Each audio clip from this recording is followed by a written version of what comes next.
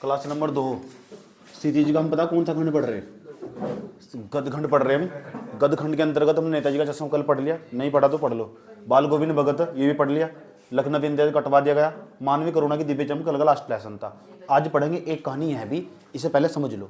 कौन किसने लिखा है, कहाँ क्या कहना चाह रही, कौन किसके बारे में लिखा है, पहले मोटा मोटा कच्चा खाका वो जो मैं तुमसे सुनूंगा अभी, क्योंकि अब तक मैंने सुनने की प्रक्रिया नहीं स्टार्ट करी, मैं सिर्फ समझा रहा था। तो आज मेरा स्टाइल बदलेगा, मैं तुमसे जो भी मैं समझाऊंगा ना, मैं तुमसे सुनूंगा डायरेक्ट, बता क्या बताएगा अभी, समझ में आया बात है। तो ये जो कहानी लिखी गई ना, एक कहानी है भी, ये कहानी एक प्रकार की, अरे जिसने लिखी ना अपनी खुद की आत्मकथा लिखी, और बहुत बड़ी लेखिका, बहुत सारे उपन्यास भी लिखे इसने, समझ ये बात है। बहुत बड़ी लेखिका, नाम मन्नू भंडारी, बहुत इनके जीवन में बहुत उथल पुथल रही है। ये 5 भाई बहन थे, मध्य प्रदेश की रहने वाली थी, मध्य प्रदेश की। वर्ष 1931 में इनका जन्म हुआ था, जब तक भारत देश आजाद भी नहीं हुआ था। अब सोचो, जो लेखिका उस टाइम रही होगी, उसने देश को आजाद होते हुए देखा होगा, तो ऐसी चीजें लिखेगी जो हमारे आसपास वातावरण में होगा, वही तो हम लिखेंगे। अगर मेरी जिंदगी में प्यार के भूत चढ़ रहे, तो मैं प्यार के बारे में शायरी लिखूंगा, ऐसा समझ में। अगर मैं सोशल में चला गया, सामाजिक कार्य में चला गया, तो सोशलिस्ट के बारे में शायरी लिखूंगा, सामाजिक कार्य के बारे में शायरी लिखूंगा। क्यों भाई? तो जो हमारी जिंदगी में आसपास चल रहा होगा, उसी के तो बारे में लिखेंगे। तो इसकी आत्मकथा पढ़ रही तुम, इसका जीवन कैसा था, समझ में आया बात है। आत्मकथा एक प्रकार की अभी तो एक कहानी है अभी, जो लेसन का नाम है एक कहानी है अभी। पहली बात, जो लेसन है, लेसन नंबर कौन सा है? 5 मान लो मेरे हिसाब से, तो आए समझ में। जो गदखंड पढ़ रहे हैं हम, गदखंड, तो गदखंड में एक कहानी है अभी, लेसन का नाम है एक कहानी है अभी। एक कहानी यह भी, एक कहानी है भी। तो ये जो इसकी जो लेखक, बहुत बड़ी लेखिका, लेखक का नाम है मन्नू भंडारी। मन्नू इक्का लगता होगा ना तुम, वो तो लड़का होगा, नहीं लड़की है, मन्नू भंडारी। तो ये लेखक, इनका जो जन्म था ना भाई साहब, जन्म भी ऐसा वैसा नहीं हुआ, जन्म हुआ 1931 में। और 1931 ये जन्म तो तुम्हें कोई नाता नहीं है, बस एक मोटे मोटे तरीके से तुम्हारी कहानी समझ बन जाएगी पूरी की पूरी, इसलिए बता रहा हूं। पता कहां हुआ इसका जन्म? इसका जन्म हुआ पता, मध्य प्रदेश के अंदर। मध्य प्रदेश के अंदर एक जिला, उसका नाम मंदसौर।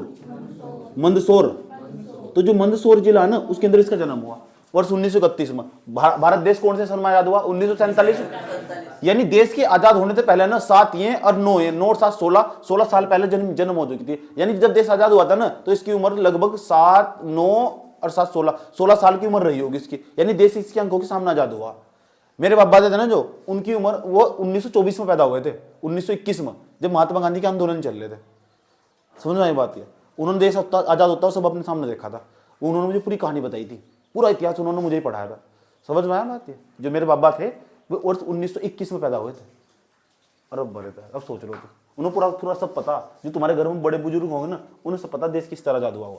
तो जो लिखेगा मन्नू भंडारी थी ना, वे मध्य प्रदेश के अंदर मंदसौर जिला है, जो मंदसौर जिला इसके अंदर ना, इसके अंदर पैदा हुई थी। एक गांव का नाम भी बताया गया इसमें, क्या नाम बताया गया? भानुपुरा गांव का नाम भी। तो गांव में पैदा हुई, इनका मोहल्ला भी बड़ा अजीब था, भानुपुरा भी कह दो, भानपुरा भी कह दो, कि मतलब है भानुपुरा, आया समझ में। तो भानुपुरा एक ही मतलब है। तो भानपुरा में जन्म हुआ इनका, समझ, एक गांव का नाम है। उसके बाद ये मंदसौर जिला दूसरे नंबर पे सन 1931 में। ये मतलब नहीं है, हम कहना क्या चाह रही है। और थोड़ा सा इसका कैरेक्टर के बारे में जानो, कौन कौन आने वाले, इसकी कहानी में कौन कौन किस किस के बारे में बताना चाह रही है। ये जो अपनी आत्मकथा बताना चाह रही है, और आत्मकथा में बताना क्या चाह रही है? आत्मकथा में ये बताना चाह रही, जो इनके पिता थे ना, एक तो इनके पिता बड़े खतरनाक टाइप के व्यक्ति, तो 3 इस कहानी में 3 पात्र आने वाले, 2-3 काम आने वाले। एक तो पहले नंबर पर इस कहानी के पात्र देख लो। पात्र का मतलब कैरेक्टर, जिन्हें हम एक्टर बोलते हैं। इस कहानी में कौन कौन रोल प्ले करेंगे, इस पर नाटक भी बनाए गए बहुत सारे, आया समझ में। पहले नंबर पर एक तो आएंगे मन्नू भंडारी के पिता। अब जो इनकी मन्नू भंडारी के पिता ना, इनका जो जीवन राजनीति से ज्यादा जुड़ा हुआ, ये जो कांग्रेस पार्टी थी ना, क्योंकि देश को आजाद करवाने में उस टाइम पे कांग्रेस पार्टी का योगदान था, तो इनके पिता ना सामाजिक कार्य से जुड़े हुए व्यक्ति थे, और दूसरा राजनीति में बहुत लिप्त रहते थे। 24 घंटे इनके घर में ना 24 घंटे राजनीतिक पार्टियों का जमावड़ा लगा रहता था। ये क्या करती थी? चाय देने जाती थी, पानी देने जाती थी। घर में हो ऐसा? हो नहीं ऐसा जिनका घर में राजनीति का काम हो। इनके पिता कहते थे बैठ जाओ यहाँ से, इनकी बातें सुनो, इसे कोई इंटरेस्ट नहीं आता दूर दूर तक, समझ में आई बात। इसका जब तक 10वीं क्लास की पढ़ाई कर रही थी, जब उसके बाद या 11वीं क्लास में आई, फर्स्ट ईयर जिसे बोलते हैं, बाद में जाकर इसकी मुलाकात एक शीला अग्रवाल से हुई। इसकी अध्यापिका थी वह, उसका इसके जीवन में बहुत गहरा प्रभाव पड़ा। उसने सब बताया, उनने से सुना, जैसे टीचर को सुना तो इसकी मनोवृत्ति बदल गई, इसका एटीट्यूड बदल गया, फिर इसका ध्यान पूरा का पूरा लिखने में चला गया। और जिसने लिखा है ना, क्या लिखती भी क्या है, इसने जो शुरू के आसपास ना, इसका मोहल्ला भी बड़ा अजीब था। जितने भी इसकी कहानी में पात्र है ना, आसपास जितने 10 कहानियां लिखी, 10 कहानियों में आसपास के जो कैरेक्टर लिए अपने मोहल्ले में से लिए। बड़ा अजीब मोहल्ला था पूरा। इन्होंने जो इनकी 11वीं 12वीं की पढ़ाई है ना, वो मोहल्ले में रह कर आधी जो जवानी ने ना अपने मोहल्ले में रह काटी। फिर बाद में दूसरी जगह ट्रांसफर होकर चले गए, राजस्थान में भी पढ़ाई करी इसने। मैं तुम्हें बताना चाहता हूँ इसका जीवन कैसा था। ये लेखिका मन्नू भंडारिया, इसने कहानी यह भी लिखी, एक कहानी है भी, ये एक प्रकार की एक कहानी ना, ये एक प्रकार की आत्मकथा। क्या है? आत्मकथा। समझ में आई बात? ये आत्मकथा एक प्रकार की, समझ में? कोई बात नहीं, ले लो। तो इनके जो पिता थे वे तो राजनीति में जुड़े हुए थे, राजनीति में। अब राजनीति इनके बताओ, राजनीति में जुड़े हुए थे तो लेखिका मन्नू भंडारी, जब पिता भी वही काम कर रहे, तुम्हारे पिता जो काम करते होंगे ना, उसका तुम में असर जरूर दिखाई देगा। अरे मेरे पिता भाई साहब झोटा बुग्गी चलाते थे, आए समझ में, तो फावला चलाना आता होगा? नहीं आता हूँ मुझे, परफेक्ट टू फावला चलाने में, पीछे नहीं हटता। अब भी तुम मेरे बराबर में फावला नहीं चला सकते, क्योंकि मेरा पिता का प्रभाव, काम का प्रभाव मेरे को ही पड़ा। अब बताओ, लेखिका मन्नू भंडारी के पिता राजनीति में काम करते थे, तो राजनीति का प्रभाव तो उनके मस्तिष्क से पड़ेगा।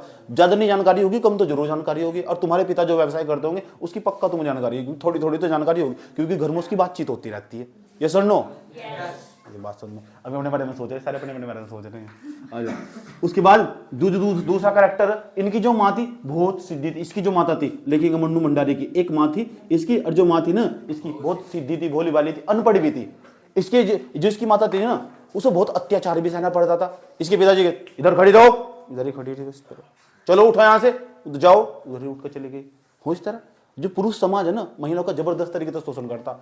इसके मन्नू भंडारी की, जब मन्नू भंडारी को डांट पड़ती। अच्छा, मन्नू भंडारी की खास बात थी, मन्नू भंडारी अपनी जो सबसे बड़ी बहन थी, इसकी बहन इससे 2 साल बड़ी थी, और वो बहुत सुंदर थी, और यह इससे दुबली पतली भी थी, और मरियल सी थी भी, और काले रंग की थी हल्की। इस बात का गुमान भी था। इसके जो पिता थे ना, इस बात को लेकर बार बार डांटते रहते थे, चलो अपनी बहन से सीखो, तुम्हें तमीज नहीं है, देखो तुम्हारी बड़ी बहन ऐसा करती है, ये करती है, वो करती है। तो इसे और गुस्सा था होने ऐसा, जब उनको घर में ना जो बड़ा कैंडिडेट हो उसकी तो करी जा रही तारीफ, और छोटी की आलोचना करी जा रही, बार बार से डंटा जा रहा है, उसे सीखो, वो देखो कितना पढ़ती रहती है, तुम नहीं पढ़ते हो, ये ऐसा है, ये तुम नहीं करते। वो खून फूक जाएगा, अब चाहे वो कुछ भी हो, सब फिर फूक जा खून कि मेरी तारीफ होनी रही। अगर खासकर कोई मेहमान आया आज उसके जान पहचान कर, फिर तो और खून फूका। समझ आई बात? ऐसा ही इसके साथ हुआ, इस तरह का अत्याचार सहना पड़ा लेखिका मन्नू भंडारी को। लेकिन इसकी माँ थी ना बहुत सीधी थी, घरानी थी, और अनपढ़ भी थी। इसकी माता थी अनपढ़ थी। अब अनपढ़ होने तो अंदाजा लगा जा सको, जो अनपढ़ व्यक्ति हो ना बहुत सीधे टाइप के हो, उन्हें जो कहे वही मान लगे। जो पढ़े लिखे व्यक्ति ना, उनका अनपढ़ लोगों का शोषण करते हैं। शोषण किस टाइप का करते हैं? उन्हें मूर्ख समझते हैं। जैसे तुम ना अपने अनपढ़ माँ बाप को बेवकूफ बनाते रहते हैं, तुझे क्या पता, 10वीं क्लास की पढ़ाई कर, थोड़ा ही हो, 10वीं क्लास में बहुत पढ़ना पड़ा, फोन चाहिए मुझे, फोन दो। तो ये जो अनपढ़ थी इनकी माँ, जैसे अनपढ़ थी तो क्या करते थे, इसका बहुत शोषण होता था। शोषण का मतलब इसके अंदर सहनशीलता भी बहुत थी, सहनशील बहुत हो चुकी थी इसकी माता थी, बहुत अत्याचार सहना पड़ता था। ऐसा हो घर में जो पुरुष समाज है सारे घर के मिलकर डांटते रहते हैं, सब सारा दोस्त तुम्हारी मम्मी पे डाल देंगे जाकर ठाकर, इस टाइप का हुआ करता था।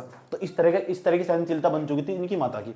दूसरा, ये सब अत्याचार होते हुए ना लेखिका मन्नू भंडारी अपनी माता को होते देखते रहती, ये उनका रोज का काम था। दूसरे नंबर पर जो उनकी एक कैरेक्टर था, इसकी जो मुलाकात, जैसे इसने 10वीं पास कर ली, 10वीं पास करके ना एक नाम आगा शीला अग्रवाल। क्या? ये शीला अग्रवाल ना, इसकी मुलाकात ना शीला अग्रवाल यानी इसकी अध्यापिका थी, अध्यापिका जो अध्यापिका थी ना इसकी, ये कक्षा 11 में मिली थी इससे। कक्षा 11 को हम फर्स्ट ईयर बोलते हैं, ये फर्स्ट ईयर में आ चुकी। सेकेंड ईयर हम 12th क्लास को बोलते हैं। तो फर्स्ट ईयर में इसकी मुलाकात हुई, तब जाके ना इन्हें दूर दूर तक कोई भान नहीं आया था। अब जब शीला अग्रवाल ना बहुत अच्छी लेखिका भी थी, अब लेखिका थी, इसके संपर्क में आई और 8-10 घंटे बैठेगी, उसके संपर्क में रहेगी, तो इनके जीवन पर प्रभाव तो पड़ेगा। शीला अग्रवाल का ये प्रभाव पड़ा, उस टाइम पर 1942 के आंदोलन भी हो रहे थे, अब 10-12 साल के आसपास इसकी उम्र रही होगी। इसकी जो बहन थी ना, उस टाइम पर क्या हुआ करता था, 16 साल की उम्र में 10वीं पास करी, 12वीं पास करी, चलो ब्याह कर दो। इसकी जो बड़ी बहन था उसका ब्याह कर कराया गया था, वो बाद में कलकत्ता चली गई। इसकी जो बहन थी, इसका जो दूसरे भाई थे, दोनों भाई थे, वे पढ़ाई लिखाई करने के लिए बाहर चले गए। अब यह होगी निठल्ली, आया समझ, निठल्ली, अब कुछ दिखा नहीं। अब यह संपर्क में चली गई अध्यापिका के। अभी अध्यापिका थी, वो अध्यापिका का काम था शीला अग्रवाल का बच्चों को जागरूक करना। महात्मा गांधी के आंदोलन चल रहे, तुम भी बढ़ चढ़ कर हिस्सा ले, तुम भी राजनीति में भाग लो, क्योंकि जैसे तुम आंदोलन में महिलाएं भाग लेगी ना, तो उसका क्या होगा, जो लाठीचार्ज होता, तो पुलिस वाले लाठीचार्ज करने से डरेंगे, क्योंकि महिलाओं को मारना अपराध माना जाता है। तो बचब तो यार इस क्या जबरदस्त तरीके से नारे लगाने स्टार्ट कर दिए उन्होंने। नारे भी ऐसे वैसे नहीं, भयंकर भयंकर नारे। अब इसकी यह बात इसके बाप को पता लगी, अच्छा तेरी लड़की तो आंदोलन में भाग ले रही। अब जब आंदोलन में भाग ले रही, आंदोलन भाग तो ले ही रही, आगे आगे किल्ली चल रही, वनु कह रही अंग्रेजी सरकार, पीछे बोल रहे हाय हाय अंग्रेजी सरकार हाय हाय, ऐसे नारे लग रहे। अब उसका बाप तो आग बोला होगा, वो कह रहा तू पढ़ने खातिर भेज जाता, वहां नारे लगाने खातिर भेज जाता। इस टाइप का बाप का स्वभाव था। उसके बाद में जाकर पता चला किसी पड़ोस के 4 आदमी आए इनके वहां राजनीति का जमाड़ लगा रहता था, आए और उसकी लौंडी की तारीफ कर दी। उसके बाप की मनोवृत्ति बदल गई, उसे लग रहा था आज तो घर जाऊंगी, आज तो पक्का पीटूंगी। घर गई, जैसे घर गई, इधर आओ, कहाँ गई थी, सुना तुम्हारे बारे में, कोई बात नहीं, शाबाश बेटा शाबाश शाबाश, ऐसे ही करो। एटीट्यूड चेंज, ऐसा तो लेखेगा मन्नू मंडारी का, समझ में आया बात। ये दूसरे नंबर पर क्या हुआ, एक बार धीरे धीरे फिर चली गई कॉलेज में, समझ रहे ना, धीरे राजनीति में जुड़ा हो रहा। दूसरा महात्मा गांधी का आंदोलन चल रहे थे। महात्मा गांधी का आंदोलन जैसे भारत छोड़ो आंदोलन था 1942 में चला, इन्होंने उसमें भी बढ़ चढ़ कर हिस्सा लिया। फिर ये कॉलेज में चली गई जब अंग्रेजी सरकार के खिलाफ, क्योंकि आजाद तो हुए थे नहीं तब तक, हम 1947 से पहले की बात चल रही है, 1931 में तो पैदा ही हुई है, तो इसके बीच में बहुत आंदोलन हुए थे, जबरदस्त आंदोलन, सारे आंदोलनों में लगभग भाग लिया इन्होंने। जब आंदोलन में भाग लेती थी तो धीरे धीरे इसके पिता कतराते भी थे। एक बार तो इन्हें स्कूल तक प्रिंसिपल ने नोटिस थमा दिया, जाओ अपनी छुट्टी कर लो। छुट्टी कर ली, जैसे बाद में जाकर बताया 15 अगस्त 1947 को देश आजाद होगा। जब देश आजाद होगा बाद में जाकर नोटिस भी थमा दिया ना कि जो आज के बाद तुम्हें कॉलेज नहीं आना। प्रिंसिपल से इनकी मुलाकात भी हुई, शिकायत भी करी गई, इनके पिता ने गुस्सा भी करने की कोशिश करी। बाद में जाकर पता लगा 4 लोगों ने और तारीफ कर दी इनकी, जैसे तारीफ कर दी इसके पिता फिर खुश हो गए। हो इस तरह उनको बढ़िया काम करा, समझ में आया बात है, ठीक। तो इस तरह का इनका कैरेक्टर ये हमें समझना। अब इसके कुछ क्वेश्चन देखेंगे, समझ में आएंगे ना पूरे कहानी क्या थी, किस टाइप का कैरेक्टर, यही खट्टा मीठा बताएगा। तुम क्या सोच रहे क्या होगा आगे, इसमें कुछ नहीं होने का, ये नई कहानी में क्या एंड में पता नहीं रहता क्या होने वाला। समझ एक बात, नई कहानी के एंड में नहीं है कि निष्कर्ष निकलेगा बाद में जाकर प्रेम प्रेमी मिल जाएंगे, पुरानी कहानियां, नई कहानी में कुछ नहीं मिलता। आसान भाषा में समझाता हूँ। एक व्यक्ति था, एक लड़का था, उसकी लड़की से मुलाकात हुई पार्क में। ध्यान तो सुनते रहना, नई कहानी कैसी हो। जैसे मुलाकात हुई, ध्यान से, जैसे नई कहानी में मुलाकात हुई तो मुलाकात होने के बाद क्या हो रहा, धीरे धीरे कम से कम 4 साल 5 साल में घूमते रहे फिरते रहे। 4 साल 5 साल उनका रिलेशन ना, अच्छे वाला रिलेशन ना। ऐसा कुछ नहीं है जो उन्होंने करा नहीं हो, ऐसी कोई जगह नहीं है जहाँ मैं घूमे ना हो। सुन लो पहले ध्यान से अच्छे तरीके से, नई कहानियाँ कैसी हो, यह भी ऐसी कहानी है।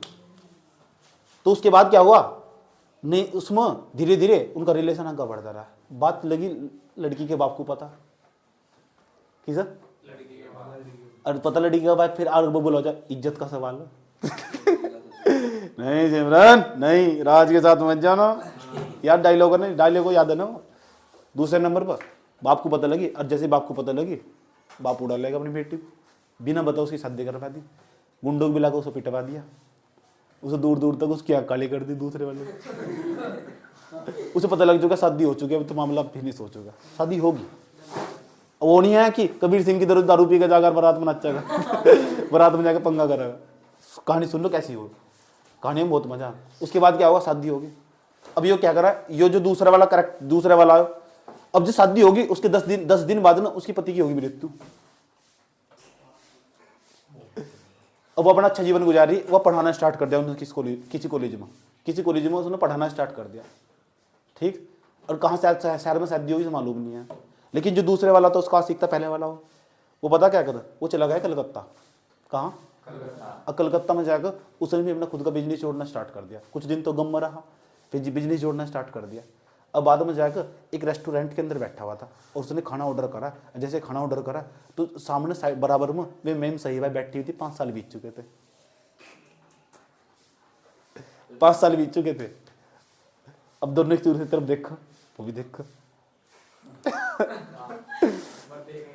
फिर उसने बताया अब दिल पर कंट्रोल करो तो कैसे, 5 साल पहले गुजार रखे थे, 5 साल बीत चुके, दिल पर कंट्रोल करो तो करो कैसे। अब दोनों आके बराबर में टेबल पे सामने बैठी, उसने पूरी घटना बताई। अब पर भी क्या खास बात हो, जैसे कहानी बात करते करते उसने बताया, ठीक ये ऐसा ऐसा। लड़का क्या पूछे, बच्चे है?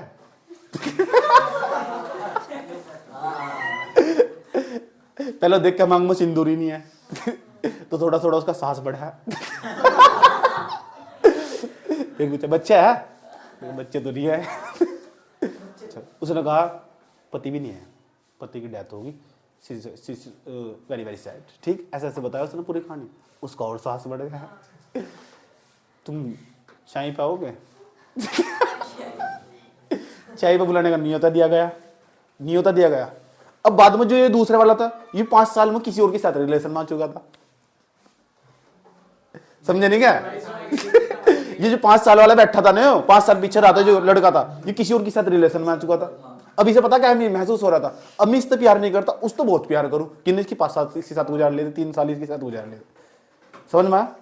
ठीक, सुन लो भाई, सुन लो, कहानियां बता रहा कैसी हो, ये कहानी इस तरह रिलेट करेगी तुम्हारी। दूसरे नंबर पर अब ये दूसरा वाला इसके रिलेशन में आएगा, अब उसके लिए डिलेमा की स्थिति होगी। अब उसके मन में विचार चल रहा है, अब मुझे एक्सेप्ट करेगी। अब पहला प्यार की खास बात क्या हो, उस पर तो जान लुटा देंगे। ऐसा मैकेनिज्म इस तरह से डिजाइन करा जा, इतना बेवकूफ बनाए वो पहला ही हो, मूर्ख हो, जो हो ना मूर्खानंद हो, वे मूर्खानंद सारे में ही इसमें मिल सारे के सारे आया हो। उसे लग रहा ना मैं उससे प्यार नहीं करता यार, सच्चा प्यार तो मेरा यही है। ये पहले वाला सामने बैठा है, उसे देख के पहली बार मुलाकात, उसके घर चली, घर चला गया। उसने कहा, अब उसे चाय पीने की जो आदत थी, वो मिट्टी चाय भी नहीं आदत थी, उसने चाय बना, फिक्की चाय भी नहीं आदत थी, उसने मिट्टी चाय बना दी। उसे एहसास हुआ अब यह मुझे भूल चुकी, मुझे कोई फायदा नहीं है, इसे नहीं पता मैं मिट्टी चाय नहीं पीता, फिक्की चाय पीता हूँ। उसे अंदर महसूस हुआ। फिर वापस लौट कर चला गया, और जैसे वापस लौट कर चला गया, फिर चला गया अपनी पत्नी के, उसकी दूसरी वाली गर्लफ्रेंड के पास। हाँ, जो पीछे जो 3 साल वाली थी, वह पार्क में मिली, बस तो फूल का लट्टू थी बिल्कुल। समझ आई बात यार? और ये पड़ा उसकी गोद में और सोच रहा उसके बारे में।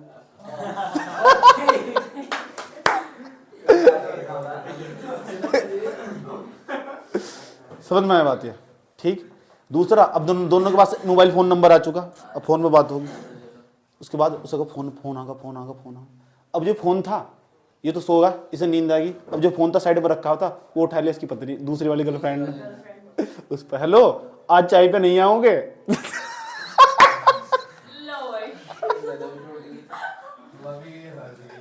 अब इधर तय भी चली गई।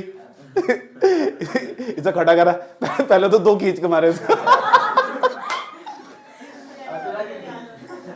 2 मारे खींच के, कमीने सकल नहीं दिखा दिया। के बाद मजा आ रहा है कहानी में।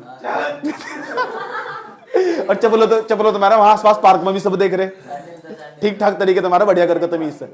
अब पल्ली तरफ तो दूसरी वाली थे ना, उन्होंने दोबारा फिर फोन कर, पता क्या कह रही? क्यों कह रही, नहीं अब मत आना बिल्कुल, कि जो मेरे दूसरे वाले हस्बैंड है ना, मैं अब जा घुरा चुके। उसकी शादी हो रखी थी, दूसरे वाले हस्बैंड घर आ चुके, अब चाय पे मत आना।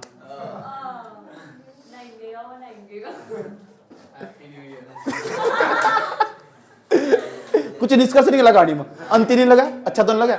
ऐसी कहानी को नई कहानी बोल रहा, मन्नू भंडारी की कहानी भी मत एक, कुछ अच्छा ही नहीं लगा इसमें लास्ट में जाकर। अब ये थोड़ा ये कि लास्ट जो पुरानी कहानी थी उसमें क्या हुआ था, हीरो था, अंतिम समय तक लड़ेगा, मिथुन पूरे परिवार को मार दे, पूरे परिवार को मार देगा, और बाद में जाकर सब कुछ अपना सुहाग सुबह उजड़ जाकर सब मिल जाएगा, उसे मिल भी जाएगा सब, फिर जिंदे खड़े हो गए सारे के सारे। जो माँ जो उसकी पत्नी पड़ी थी ना, उसे फिर पैसे तो मर गई, वहां फिर कोमा से बाहर निकल गई, उसमें लास्ट में जाकर सब कुछ सही हो जा। तो नई कहानी में जो लिखी गई ना, उसमें लास्ट में जाकर सब कुछ सही नहीं होता। ये कहानी, ऐसी कहानी को नई कहानी बोल रहा। तो नई कहानी इस तरह से डिजाइन करी जा। मन्नू भंडारी कहानी, मन्नू भंडारी की जो कहानी, एक कहानी है अभी इनमें से एक।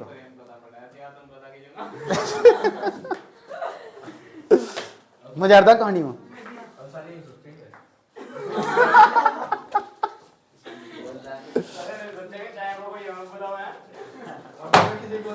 मजा आ रहा है पूरा कहानी में, बड़ी बड़ी क्लासों से गाने।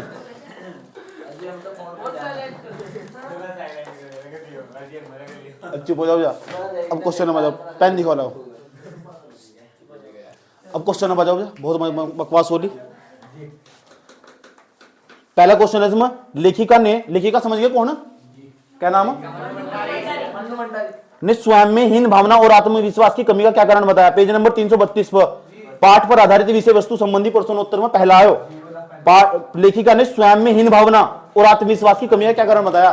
सुन लो, जो लेखिका मन्नू भंडारी, वह क्यों कह रही कि मेरे अंदर आत्मविश्वास की कमी, हीन भावना मेरे अंदर, इस बात की कारण क्या बताया उसने? पहला कारण देखो क्या बताया, नुगैरी में काली हूं, बचपन में दुबली और मरियल भी थी, गोरा रंग मेरे पिताजी की कमजोरी थी, गोरा रंग होना चाहिए था उसका।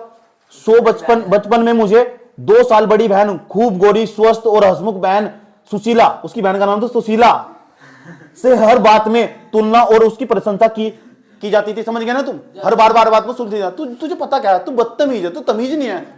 सुशीला तो सीख, सुशीला तो सीख। आगे चलो, मेरे भीतर ऐसे गहरे हीन भावना की ग्रंथि पैदा कर दी थी कि नाम और सम्मान और प्रतिष्ठा पाने के बावजूद आज तक मैं उससे उबर नहीं पाई हूं। नुगैरी ऐसी ग्रंथि पैदा कर दी हीन भावना की, मुझे अपने आप से ही नफरत होने लगी। बता दिया गया मैं दुबली हूं, पतली हूं, गोरा रंग नहीं है मेरा, काली हूं मैं, इस तरह करके मुझे ना हीन भावना सता दी गई। नुगैरी मैं आज तक नहीं उभर पाई, लेखक भी बन चुकी, मैं इतने मुकाम पर पहुंच चुकी।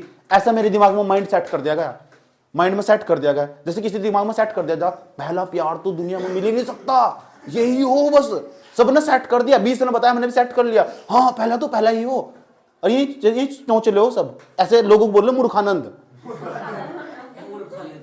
आगे चलो, आज भी परिचय करवाते समय जब कुछ विशेषता लगाकर मेरी लेखकीय उपलब्धियों का जिक्र करने लगता है, जो मेरे लेखक के बारे में जिक्र करने लगा ना, उपलब्धियां लगाकर, लेखक मन्नू भंडारी ऐसा नाम लेगा, लेखक मन्नू भंडारी हो, बहुत बड़ी लेखिका हो, तो मैं संकोच से सिमट नहीं पाती जाती, बल्कि गड़े गड़े को आती हूं और शायद अचेतन की किसी परत के नीचे दबी हुई हीन भावना के चलते मैं अपनी किसी भी उपलब्धि पर भरोसा नहीं कर पाती हूं।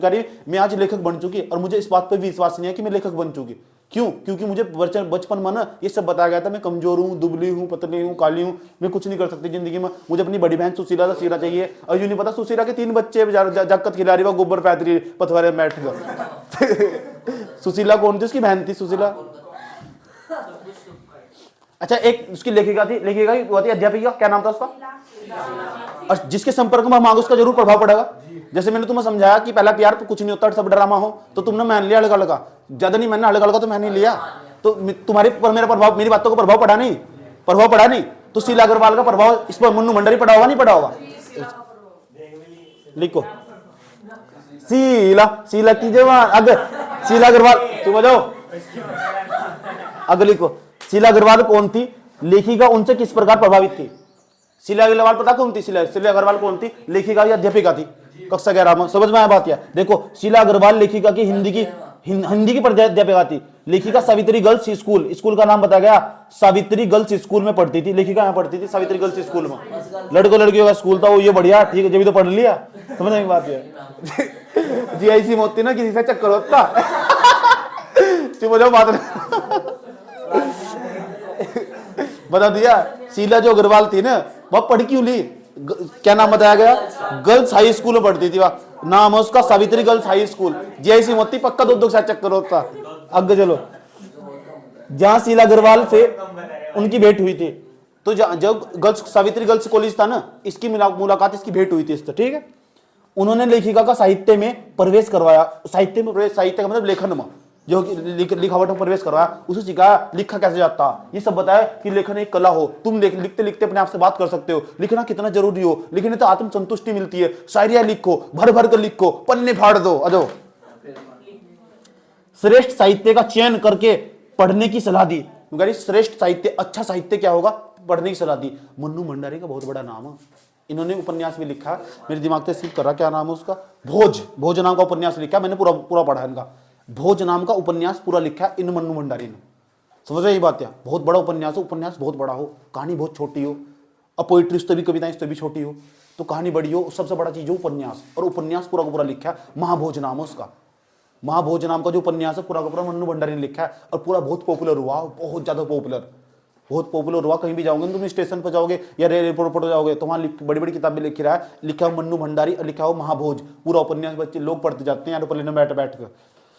समझ में आई बात? जब भी कभी घूमने का मौका मिलेगा जरूर पढ़ना उसे। हर भाई हिंदी किताब नहीं पढ़ी जा रही, तुम उपन्यास तो क्या पढ़ो। आगे चलो, पढ़ी हुई किताब पर विचार विमर्श करना। नुगारी पढ़ी हुई किताब है जो तुमने किताब पढ़ी, इसकी अध्यापिका ने सिखाया वो कि उसको विचार विमर्श करना, इसकी अध्यापिका ने सिखाया। शीला अग्रवाल ने साहित्य का दायरा ही नहीं बढ़ाया बल्कि लेखिका को घर की चार दीवारों के बीच से बाहर निकलकर कुछ आगे करने की प्रेरणा भी दी। बताओ कितना इंपॉर्टेंट रोल अदा हुआ इनकी जिंदगी में, इसकी लेखिका का। जो लेखिका की जिंदगी में जो शीला अग्रवाल थी ना, उसका न्यू कहा नहीं घर की चार दीवारों से बाहर निकलो, चौक का बर्तन नहीं करना, बाहर निकल, आंदोलन कर, समझ दुनिया को समझने की कोशिश कर, अपनी नजरों देख दुनिया को। ये बात इस शीला अग्रवाल ने सिखाई। तो शीला अग्रवाल का भाई पक्की बात है लेखिका मन्नू भंडारी के जीवन पर बहुत गहरा प्रभाव पड़ा। अगर शीला अग्रवाल ना होती ना तो मैं आज लेखिका मन्नू भंडारी के बारे में पढ़ा रहा होता तुम, समझ ये बात है। अगर शीला अग्रवाल ना होती ना तो मैं इसके बारे में पढ़ा रहा होता तुम। तो शीला अग्रवाल का ना मन्नू भंडारी के जीवन पर बहुत गहरा प्रभाव पड़ा। घर की चार दीवारी से बाहर निकल कर आगे कुछ करने की प्रेरणा दी शीला अग्रवाल ने, समझ में आए बात। या आगे चलो, एक कहानी यह भी की विषय वस्तु क्या है, इसे ध्यान से समझना। एक कहानी जो है मन्नू भंडारी की, इसकी विषय वस्तु क्या है, एक क्वेश्चन है इसमें। चलो आप पाठ्य पुस्तक के प्रश्न उत्तर पा जाओ। पाठ्य पुस्तक के प्रश्न उत्तर में लेखिका के व्यक्तित्व पर किन किन व्यक्तियों का किस रूप में प्रभाव पड़ा, किस किस का। एक तो शीला अग्रवाल का ही प्रभाव पड़ा, ठीक, आ जाओ पहले पढ़ते हैं। लेखिका के व्यक्तित्व पर उनके पिता का बहुत बहुत प्रभाव पड़ा। लेखिका में कुंठा की प्रतिक्रिया की प्रतिछाया पिता से ही आई। कुंठा का मतलब क्या हो, कुंठा का मतलब इच्छा, गुस्सा, आंदोलन करने की ताकत, ये सब कहां से आई, पिता से। हिंदी की प्राध्यापिका शीला अग्रवाल से प्रभावित होकर लेखिका के व्यक्तित्व में साहित्यकार के गुण आ गए। मैंने कहा साहित्यकार के गुण क्यों आए, क्योंकि वह किससे प्रभावित हुई, शीला अग्रवाल। फिर साहित्यकार बनेंगी, फिर लिखना शुरू कर दिया ना। दो व्यक्ति तो प्रभावित है, पहले नंबर पर किस, दूसरे नंबर पर शीला अग्रवाल, तीसरे नंबर पर जो तीसरी कैरेक्टर उसकी मां, लेखिका की मां। लेखिका की मां का लेखिका के व्यक्तित्व पर तनिक भी प्रभाव नहीं पड़ा। लेखिका ने इस विषय में स्वयं भी लिखा है कि हम भाई बहन का सारा लगाव मां के साथ था, लेकिन निहत ऐसा मजबूरी में लिपटा उनका यह त्याग कभी मेरा आदर्श नहीं बन सका। क्यों, लेखिका नहीं चाहती थी किस तरह वो त्याग कर और इस तरह घर बनाकर घरानी बन और दूसरों का झाड़ू पोछा कर और दूसरों की बात सुनती रहे और पूरी जिंदगी अपना शोषण करवाती रहे। इसीलिए लेखिका की जो मां थी उसका उनके जीवन पर जरा सा भी प्रभाव नहीं पड़ा, तनिक प्रभाव ही नहीं पड़ा। समझ में आया बात, क्या समझ गए। तो तीन लोगों का ना जिक्र आया लेखिका के जीवन पर, किस किस का प्रभाव पड़ा। नंबर फर्स्ट उसके बाप का, दूसरे नंबर पर शीला अग्रवाल का। शीला अग्रवाल तो इतनी परिणाम ली, बस साहित्यकार के गुण आगे उसमें आया समझ में। मान लो तुम मेरे पास बैठे हुए, अब यहाँ पढ़ा रहा हूँ, तुमने सोचा भाई अब बड़ा होगा टीचर बनना, तो टीचर बनना हल्के हल्के गुण आएंगे यार, मास्टर डायलॉग तो बढ़िया हमारा यार, आया समझ, पकड़ ले, धीरे स्टार्ट कर दिया। अब बाद में जाकर तुमने पढ़ाना स्टार्ट कर दिया, अपने अपने नाम तो खोल के बैठे हुए है नहीं, अमन क्लासेस फलाना डीम का मुखोड़ा है नहीं। तो टीचर का प्रभाव पड़ा नहीं पड़ा। नेक्स्ट आगे चलो, इस आत्मकथा आगे चलो। इस आत्मकथा में लेखिका के पिता ने रसोई को भटियार खाना कहा। अच्छा देखो, यह आत्मकथा पूरी एक कहानी आ गई। इसमें जो लेखिका के पिता थे नुगारे मन्नू भंडारी कहते थे एक काम कर, ज्यादा चक्कर में न पड़ फालतू के, कभी तेरे पर राजनीति करूं, एक काम कर वहां भटियार खाने में जा, रसोई को नुकारे भटियार खाने में जा और खाना खुना बना कर लेगा, नाश्ता बना कर लेगा। ये मेहमान आए हुए हैं यहाँ से, राजनीतिक पार्टी वाले, कांग्रेस वाले आए हुए हैं, ये आरएसएस वाले सब बनाते थे वहां से, उनके यहाँ से सबका जमावड़ा लगा रहता था उनके यहीं से। आगे चलो, लेखिका के पिता ने रसोई को भटियार खाना इसलिए कहा है, वे सोचते थे कि रसोई में लेखिका का रहना, कार्य करना उनकी अपनी क्षमता और प्रतिभा के चूल्हे में झोंकना है। आया समझ में। वही मैंने बताया भटियार खाना क्यों कह रहे, भटियार खाना इसलिए कह रहे कि जो लेखिका थी ना वह भी कुछ ना कर, चूल्हा चौका कर, रसोई बराबर, और पूरी जिंदगी अपनी यही काटता। महीना हुआ कितना सोचना, लेकिन मन्नू भंडारी तगड़ा पीस था, समझ नहीं बात है। बाहर निकली वह, शीला अग्रवाल ने उनके बूस्ट लगा दिया, इनके अंदर ताकत डाली और बस बनेगी, उड़गी वह, बनेगी पापा ही परी। आगे चलो, अब न बताओ उनकी टकराहट किसके साथ थी, किसके साथ नहीं बनती थी, उनके पिताजी के साथ। अगला क्वेश्चन यही है, लेखिका क्वेश्चन नंबर 4, लेखिका की अपने पिता से वैचारिक टकराहट को अपने शब्दों में लिखिए। अपने शब्दों में लिखना किस तरह। नंबर देखो, पहला नंबर, लेखिका के घर में पिताजी के पास राजनीतिक पार्टियों के लोगों का जमावड़ा लगा रहता था, जमकर बहसें होती थी। लेखिका के पिता भी इन बैठकों में कहीं बातों को सुनने और कहते थे। मैंने कहा इनके घर ना राजनीतिक पार्टी आती रहती थी, कांग्रेस भी, बीजेपी भी, फलाना भी, डिमका भी, सारी पार्टी आती थी इनके यहाँ से, सबका जमावड़ा लगा रहता था और जमकर बहस होती थी। जो इसके पिताजी थे ना, ये भी जम का बहस करते थे। पहले इसके पिताजी रहते थे वहाँ राजस्थान में, फिर इंदौर में रहते थे, फिर राजस्थान में चले आए। इस तरह उसमें राजस्थान में रहते थे, फिर इंदौर में चले आए। वहाँ इनका काम बढ़िया नहीं चल रहा था। इसके पिता भी शब्दकोश का काम करते थे, छाट शब्दकोश, बहुत सारे अखबार पढ़े रहते थे, किताबें पढ़ी रहती थी, उनमें शब्दकोश निकालते थे, जिससे डिक्शनरी बनाते हैं ना, इस टाइप का काम करते थे इनके पिताजी। इनकी आर्थिक स्थिति बहुत ज़्यादा खराब हो चुकी थी। और इनके पिताजी क्या करते थे, राजनीति से जुड़ गए, फिर सामाजिक कार्यों में जुड़ गए थे। समझ में आया बात ये? तो जो लेखिका थी ना, इनके पिता के साथ हमेशा टकराहट बनी रही, इनकी वैचारिक टकराहट इनके पिता के साथ ही रही इनकी। समझ में आया? आगे चलो। जिससे पता चला कि देश में चारों ओर क्या हो रहा है। पिताजी की आजादी की सीमा यही थी। पिताजी इतने आजाद है, पिताजी क्या कर रहे थे, राजनीतिक पार्टी के पास रहते थे और देखते रहते थे देश के अंदर क्या हो रहा। ठीक, उससे भी कहते थे कहते यहाँ बैठो में भाग लो, अपनी बात, इनकी बातें सुनो, क्या कह रहे हैं राजनीतिक पार्टी वाले। ठीक, उनकी उपस्थिति में घर में आए लोगों के बीच उठू बैठू, जानू बूझू, और लेखिका सड़कों पर नारे लगाती थी और नारे लगाती, बंद करवाती और सड़कें नापती फिरती। पिताजी लेखिका की ये गतिविधियां पसंद न थी। अब देखो उनके पिता क्या चाह रहे हैं, उनके पिता चाह रहे यहाँ बहुत सारे कांग्रेस के लोग आए हुए, लेखिका को यहाँ बैठना चाहिए, इनकी बात समझनी चाहिए, कुछ अपना विचार विमर्श देना चाहिए। वह क्या कर रही, आंदोलन कर रही, बाहर जाएगा, नारे लगवा रही, सड़क नाली नहीं बनाई, ये नहीं बना। उसका योगदान सामाजिक कार्यों में था। क्यों? क्योंकि शीला अग्रवाल ने यही सिखाया था उसको। अब जो सिखाया था वही तो करेगी, ऐसे समझ में। अब जो मैं यहाँ बता के भेजूंगा तुम सब टूट सकते, मैंने कहा सही करोगे। और जो तुम्हारे पिता घर वाले हैं उसे एक बार को नकार दोगे, जो मैं कहूँगा ना तो उसमें तुम सत्य मान के चलोगे, क्योंकि बताया अध्यापक गलत नहीं कहने का बिल्कुल भी। समझ में आया बात है? तो शीला अग्रवाल ने उसे सिखाया, नहीं तुम गरीब लोगों की सहायता करो, आंदोलन में भाग लो, गांधी के आंदोलन चल ले जाओ उसके अंदर। ठीक, आगे चलो। इसी बात पर उनकी वैचारिक टकराहट बनी रहती थी, पिता को लेकर इस बात पर टकराहट बनी रहती थी। वो पिताजी कह रहे थे कि वे राजनीतिक पार्टियों के अंदर जो उनके घर में जो जम का बहस हो रही, उसमें बैठू उठू भाग ले, उसमें वहीं बोलना सीखना चाहिए धीरे धीरे। लेकिन वह क्या करती थी, सड़कों पर जाकर आंदोलन करती थी, नालियाँ नापती फिरती थी। समझ यही बात है, छोटे छोटे जो आंदोलन हुआ करते थे उन्हें खुद ही खड़ा कर देती थी। समझ वह बात है? इसी बात को लेकर ना उनके पिता के साथ उनकी वैचारिक टकराहट हमेशा बनी रही, उनकी टकराहट हमेशा बनी रही। आगे चलो, आगे चलो बेटे, आगे चलो, बस खत्म होगा, लेसन खत्म होगा। एक काम करो, जो मैंने क्वेश्चन बताए ना देख लो कौन कौन से, ये दोनों पढ़ो। लेखिका में पहला पढ़ो शीला अग्रवाल का, उनके शीला अग्रवाल कौन थी वो पढ़ो क्वेश्चन। लिखा मनु मंडरी के व्यक्तित्व पर किन किन व्यक्तियों का प्रभाव पड़ा है पढ़ो। आत्मकथा में भटियार खाना कहकर क्यों संबोधित किया गया ये पढ़ो। चौथा लेसन पढ़ो, लेखिका ने अपने पिता के पश्चात वैचारिक राइट के शब्दों में लिख दिया। नहीं ये सब छोड़ दो, पढ़ो ये सारे क्वेश्चन जो मैंने बताऊँ, इतना नोट करो पहले, बोर्ड पर लिखा है। कहना क्या चाह रहे सुन लो ध्यान से अच्छे तरीके से। जो स्त्री शिक्षा ना, अब मैं तुमसे सवाल पूछूंगा बहुत सारे। पहला सवाल अंदर से बताना है बात है, और तुम कहीं भी देख लेना इस बात को। पहले नंबर पर स्त्री को पढ़ाना चाहिए नहीं पढ़ाना चाहिए? जो ये कह रहे स्त्री को पढ़ाना चाहिए हाथ खड़ा कर लो। लड़कियों को, स्त्री और लड़कियों को पढ़ाने का प्रचलन होना चाहिए नहीं? ठीक। अब तुम्हारे घर में कोई स्त्री या लड़कियां भी होंगी, मेरे घर में भी है। समझ आई बात है? सबके घर में हो क्या? तो क्या आप अपनी घर में जो स्त्रियां हैं, लड़कियां मौजूद, उस पढ़ने के लिए अकेले बाहर भेजोगे? किसके अंदर इतनी हिम्मत है जो अपने घर की स्त्रियों को, लड़कियों को पढ़ने के लिए बाहर भेज देगा बिना किसी अथॉरिटी के? कोई सिक्योरिटी नहीं है उसके पास। अभी तू कह रहा है ना, अभी तू इसलिए कह रहा, तू प्रभावित है अभी। कोई नहीं भेजने का, मैं भी नहीं भेजने का। अगर कोई हाथ खड़ा करा ना, इसका मतलब वो अपनी बहन को बहुत आजादी देना चाह रहा, और ये बिल्कुल हकीकत बात है। उसकी सोच बदल रही, वो नया युवा वर्ग है, उसकी सोच बदल रही, आजादी देना चाह रहा हो। अब ये कहने में बात बहुत अटपटी, ध्यान से सुन लेना, समझ बात है। उसकी सोच बहुत अव्वल होती जा रही। हालांकि मैं भी इस बात को परमिशन नहीं देने का, क्योंकि मैं भी उसी समाज का हिस्सा हूं। मैंने भी 8, 10, 20 साल उसमें गुजारे, यही देखा कि लड़कियों के साथ हमेशा गलती देखा।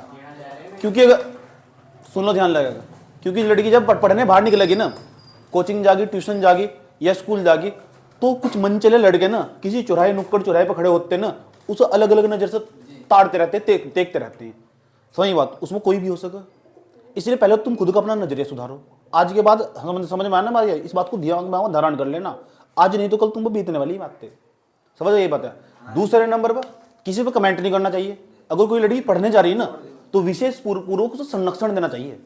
संरक्षण मत बचाओ, हो सकता तुम कल किसी बच्ची के बाप हो। समझ नहीं बात है? यह हो सकता है तुम्हारे घर परिवार में कोई लड़की हो, छोटी होगी तो बड़ी होगी। क्यों भाई? इसलिए उसे बढ़ावा देना चाहिए, ना कि उसे अन्ना करनी चाहिए, ना उस पर कमेंट करना चाहिए, और जो कर रहा हो ना उसे रोकना भी चाहिए। अगर तुम ऐसा नहीं कर रहे ना तो इसका मतलब तुम तब भी तुम कह रहे ना कि लड़कियों को पढ़ाना चाहिए, तो तब भी तुम स्त्री शिक्षा के विरोधी हो। आया समझ में? भारत की एक रिपोर्ट है एनसीआरबी की, नेशनल क्राइम रिकॉर्ड ब्यूरो, उसके मुताबिक बहुत सारी लड़कियां ना इसलिए स्कूल नहीं जा पाती, रास्ते में कुछ लड़कियों ने कमेंट करते हैं और 3 किलोमीटर का सफर तय करके जाना पड़ता उन्हें पैदल। बहुत सारी लड़कियां, करोड़ों लड़कियां भारत के अंदर ऐसी मौजूद है। हाल ही में पिछले 2-3 साल के दौरान मैंने ऐसे घटनाएं बिल्कुल अपनी आंखों तो अपनी नाक के नीचे होती देखी, ऐसी ऐसी घटनाएं। समझ बात, क्योंकि लड़कियां अपने घर से बाहर नहीं निकल पाती। दूसरे नंबर पर क्या है, अगर लड़कियां बाहर निकल भी गई तो 1000 सवाल पूछे जाएंगे। लड़का वही है, खाना में भी खा रहा, वो भी खा रहा। लड़की तो 1000 सवाल पूछे जाएंगे, लड़को तो नहीं पूछने का कोई भी, चाहे कहीं चला जाए। अब ऐसी धारणा बना दी गई कि लड़कियों को ना इज्जत मानकर देखा जाएगा, है तो सब वही सेम, और लड़कों को इज्जत मानकर नहीं देखा जाता। ऐसी धारणाएं हमारे समाज में व्याप्त है। और ये क्या है, ये सिर्फ नजर और सोच की बात है। सिर्फ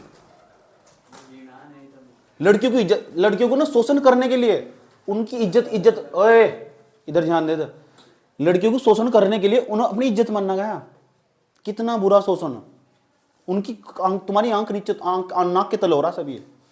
समझ में आई बात है, और हम इसी समाज का हिस्सा। दूसरे नंबर पर ध्यान से सुन लेना, ये सिर्फ पढ़ाई नहीं है, पढ़ाई इसलिए, इस लेसन इसलिए तो पढ़ाई जा रहा है तुम, ताकि तुम सीख ले सको, और आज के बाद कभी भी किसी स्त्री जो शिक्षा लेना चाह रही हो उसका तुम कभी विरोध ना कर सको, उस पर कमेंट ना कर सको, इसलिए तुम्हें एडवाइस दी जा रही है। समझ में आया? कोई दिक्कत?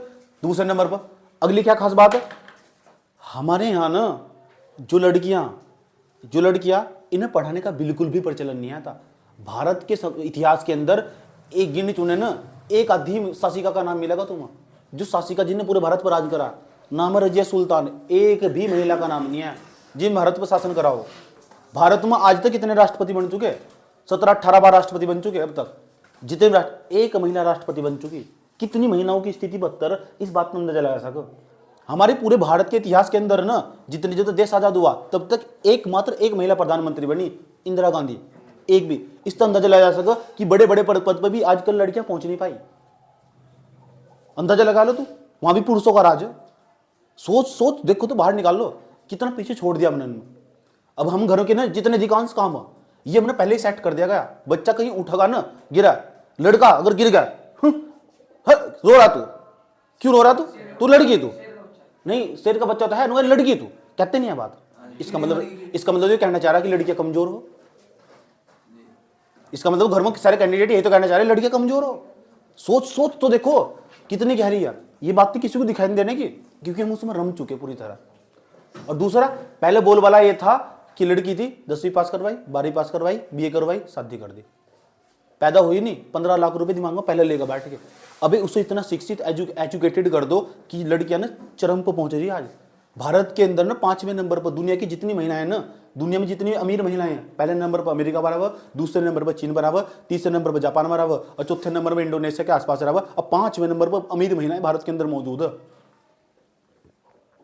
समझ में आया बात है? 5वें नंबर की अमीर महिलाएं भारत के अंदर मौजूद है। भारत भी आज वहां मुकाम पहुंच रहा। लेकिन जो गांव के क्षेत्र ना, ग्रामीण क्षेत्र हो, वहां अभी लड़कियों को पढ़ाने का बोलबाला नहीं है। और लड़कियों की सोच ना बहुत संतृप्त, संकीर्ण सोच बहुत ज्यादा।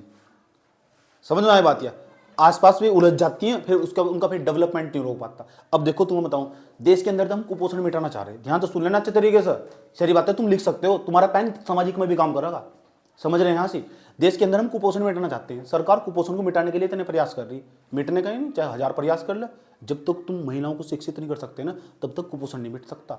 कुपोषण कहाँ से मिटाना? बच्चे मत, बच्चे की केयर कौन करेगी? माता क्या होनी चाहिए? पढ़ी लिखी, उसे सब पता होना चाहिए। अगर माता पढ़ी लिखी होगी ना तो स्टार्टिंग तो अच्छी प्रिपरेशन देकर रखोगी। मान लो तुम्हारी माता बहुत पढ़ी लिखी होती, जितना मैं पढ़ा लिखा इतनी माता तुम्हारी पढ़ी लिखी होती, समझ में आया बात? या और तुम्हारी केयर करती तो तुम्हें बताता उसको कहाँ पढ़ाना, तुम्हें कैसे तुम्हें डिजाइन करके पढ़ाना, तो आज तुम्हारा अव्वल तरीके कैसी सोच होती है तुम्हारी। सोचने वाली बात है, क्योंकि अधिकांश समय तुम्हारी माता के पास हो जा रहा।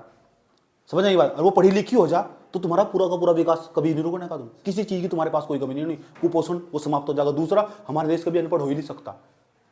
तुम इसलिए महिलाओं की जो महिलाओं को हमेशा पढ़ाने का बोलबाला होना चाहिए। अगर एक अच्छे देश का निर्माण करना ना तो स्त्री शिक्षा का कभी विरोध मत करना, बिल्कुल भी उसे हमेशा बढ़ावा देना। दूसरा, रास्ते में चलती हुई किसी लड़की पर कमेंट मत करना, उसे सहारा देना।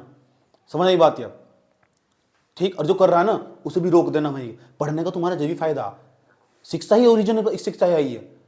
समझ आई बात है? रास्ते में जाती हुई किसी लड़की की तरफ नीचे नजर करके ऐसे निकल लेना, क्योंकि वो पढ़ने जा रही हो।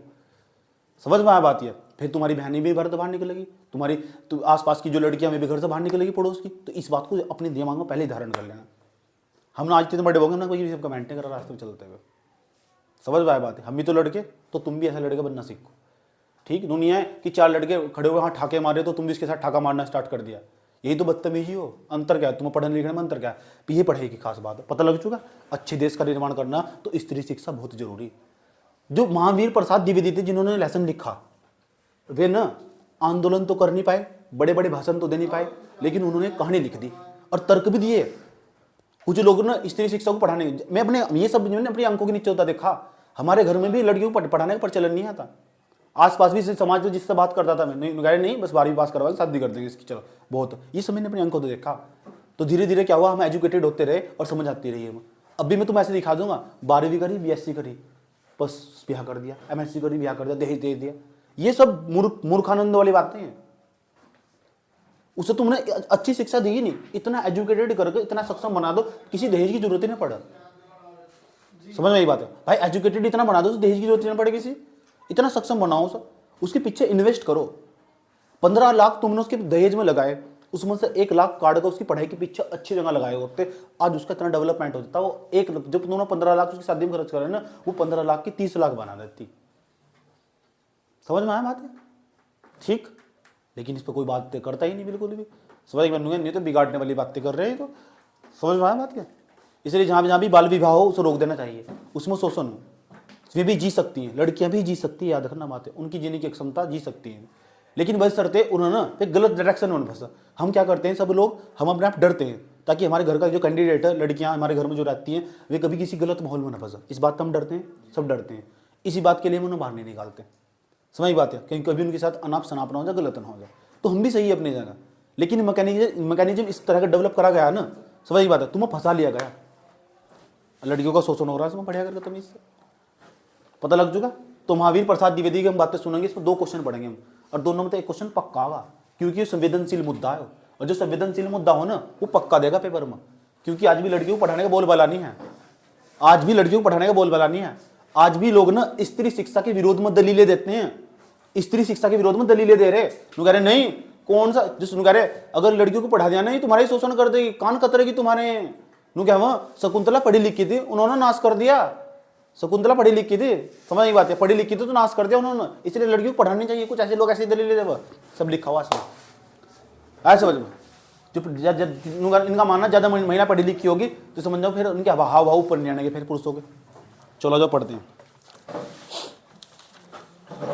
पता लग चुका? लिखा किसने हो? महावीर प्रसाद द्विवेदी ने।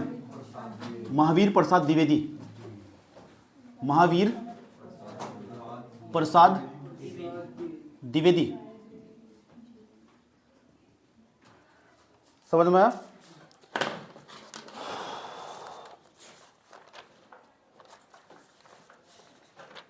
आ जाओ, देखो आया नहीं पहला क्वेश्चन। पाठ पर आधारित प्रश्न उत्तर में पहला क्वेश्चन क्या है? स्त्री शिक्षा के विरोध में, स्त्री शिक्षा का विरोध कर रहे हैं, कौन कौन सी दलील दे देते हैं। देखो क्या कहते हैं, स्त्री को क्यों नहीं पढ़ाना चाहिए, कि इनकी बात में दम ही नहीं है, बात में तर्क ही नहीं है। देखो क्या कह रहे हैं, सुनो। स्त्री शिक्षा के विरोध में अपने पक्ष में निम्नलिखित दलील दे देते हैं। पुराने लोग कैसे दलील दे देते हैं, अब भी कुछ ऐसे लोग मिल जाएंगे तुम्हें। पहले नंबर पर कह रहे पहले कौन पढ़ा हुआ था, कोई भी नहीं पढ़ा हुआ था महिलाओं को। इसमें लिखा हुआ देखो, प्राचीन संस्कृत कवियों के नाटक में कुलीन स्त्रियों से अनपढ़ की भाषा में बात कराई गई और प्रमाणित होता है कि इसे देश में पढ़ाने का प्रचलन न था। देखो कुलीन स्त्री होता है ना, कुलीन स्त्रियां मतलब कुलीन का मतलब है जो घास ढोने वाली, मतलब ये श्रमिक महिलाएं, मजदूर महिलाएं, उनके ना अनपढ़ होने की बात कही गई। अनपढ़ होने की बात कही गई। जो पुराने नाटक थे, पुराने नाटक हम पढ़ेंगे तो वहां जितनी महिलाओं को हम पढ़ेंगे ना, सारी महिलाएं अनपढ़ मिल रही। इसका मतलब इससे पता चल रहा है कि पुराने समय में महिलाओं को पढ़ाने का प्रचलन नहीं आता। प्राचीन समय में महिलाओं को ना पढ़ाने का प्रचलन नहीं आता। यह बात हमें कहाँ से पता लगी? पुराने जो संस्कृत के प्राचीन नाटक है ना, उन्हें पढ़कर पता लगी बात। या उनमें जितनी महिलाओं का जिक्र आया ना नाटकों में, सारी सारी महिलाएं ने पढ़ी थी। इससे पता चला नाटक में जब वे नाटक लिखे गए होंगे, इसका मतलब उस टाइम पर महिलाओं को पढ़ाने का प्रचलन आता नहीं। इससे बात पता लग रही। तो इन्होंने फिर अब क्यों पढ़ा हुआ हम, जब पहले नहीं आया था प्रचलन, अब क्यों पढ़ा हुआ? ऐसी ऐसी दलील देते पुराने लोग। अब जा सुन लो, अब स्त्रियों को पढ़ाने का चलन न था। चलन होता तो इतिहास पुराण में स्त्रियों को पढ़ाने की नियमबद्ध प्रणाली जरूर लिखी मिलती। इतिहास में जरूर जिक्र मिलता है इनका। समझ आई बात? इतिहास में जिक्र है इनका, पढ़ाने महिलाओं को पढ़ाने का प्रचलन नहीं आता। यह दलीलें देते हैं। दूसरा, स्त्रियों को पढ़ाने से अनर्थ होता है। क्या कहते हैं लोग? कहते हैं स्त्रियों को पढ़ाने से अनर्थ होता है। अच्छा, शकुंतला इतनी कम पढ़ी लिखी थी कि गवारों की भाषा में मुश्किल से एक छोटा सा श्लोक वह लिख सकी थी। इतनी कम पढ़ी लिखी थी शकुंतला। अगर चलो तिस कर भी उसकी इस इतनी शिक्षा ने भी अनर्थ कर दिया था। शकुंतला ने अनर्थ कर दिया था। तुमने मेरे से ज्यादा जानकारी देखी होगी, रामायण रोमायण देखी होगी, तुम्हें ज्यादा पता होगा इसके बारे में। शकुंतला ने जो कटु वाक्य दुष्यंत को कहे वह इस पढ़ाई का ही दुष्परिणाम था। ऐसे ऐसे दलीलें देते हैं। महिलाओं को पढ़ा दिया ना तो उसने कटु वाक्य कहे थे दुष्यंत को। इसे क्यों कहे थे? क्योंकि उन्होंने पढ़ी लिखी थी वह, इसलिए ना पढ़ाते तो ना कहती वह दुष्यंत को। समझ में आया बात? है ऐसे ऐसे बातें बताई जा रही है इसमें, लेकिन इन बातों में दम नहीं है। उसे भी बोलने का अधिकार है, क्यों नहीं बोल सकती? बोलना चाहिए।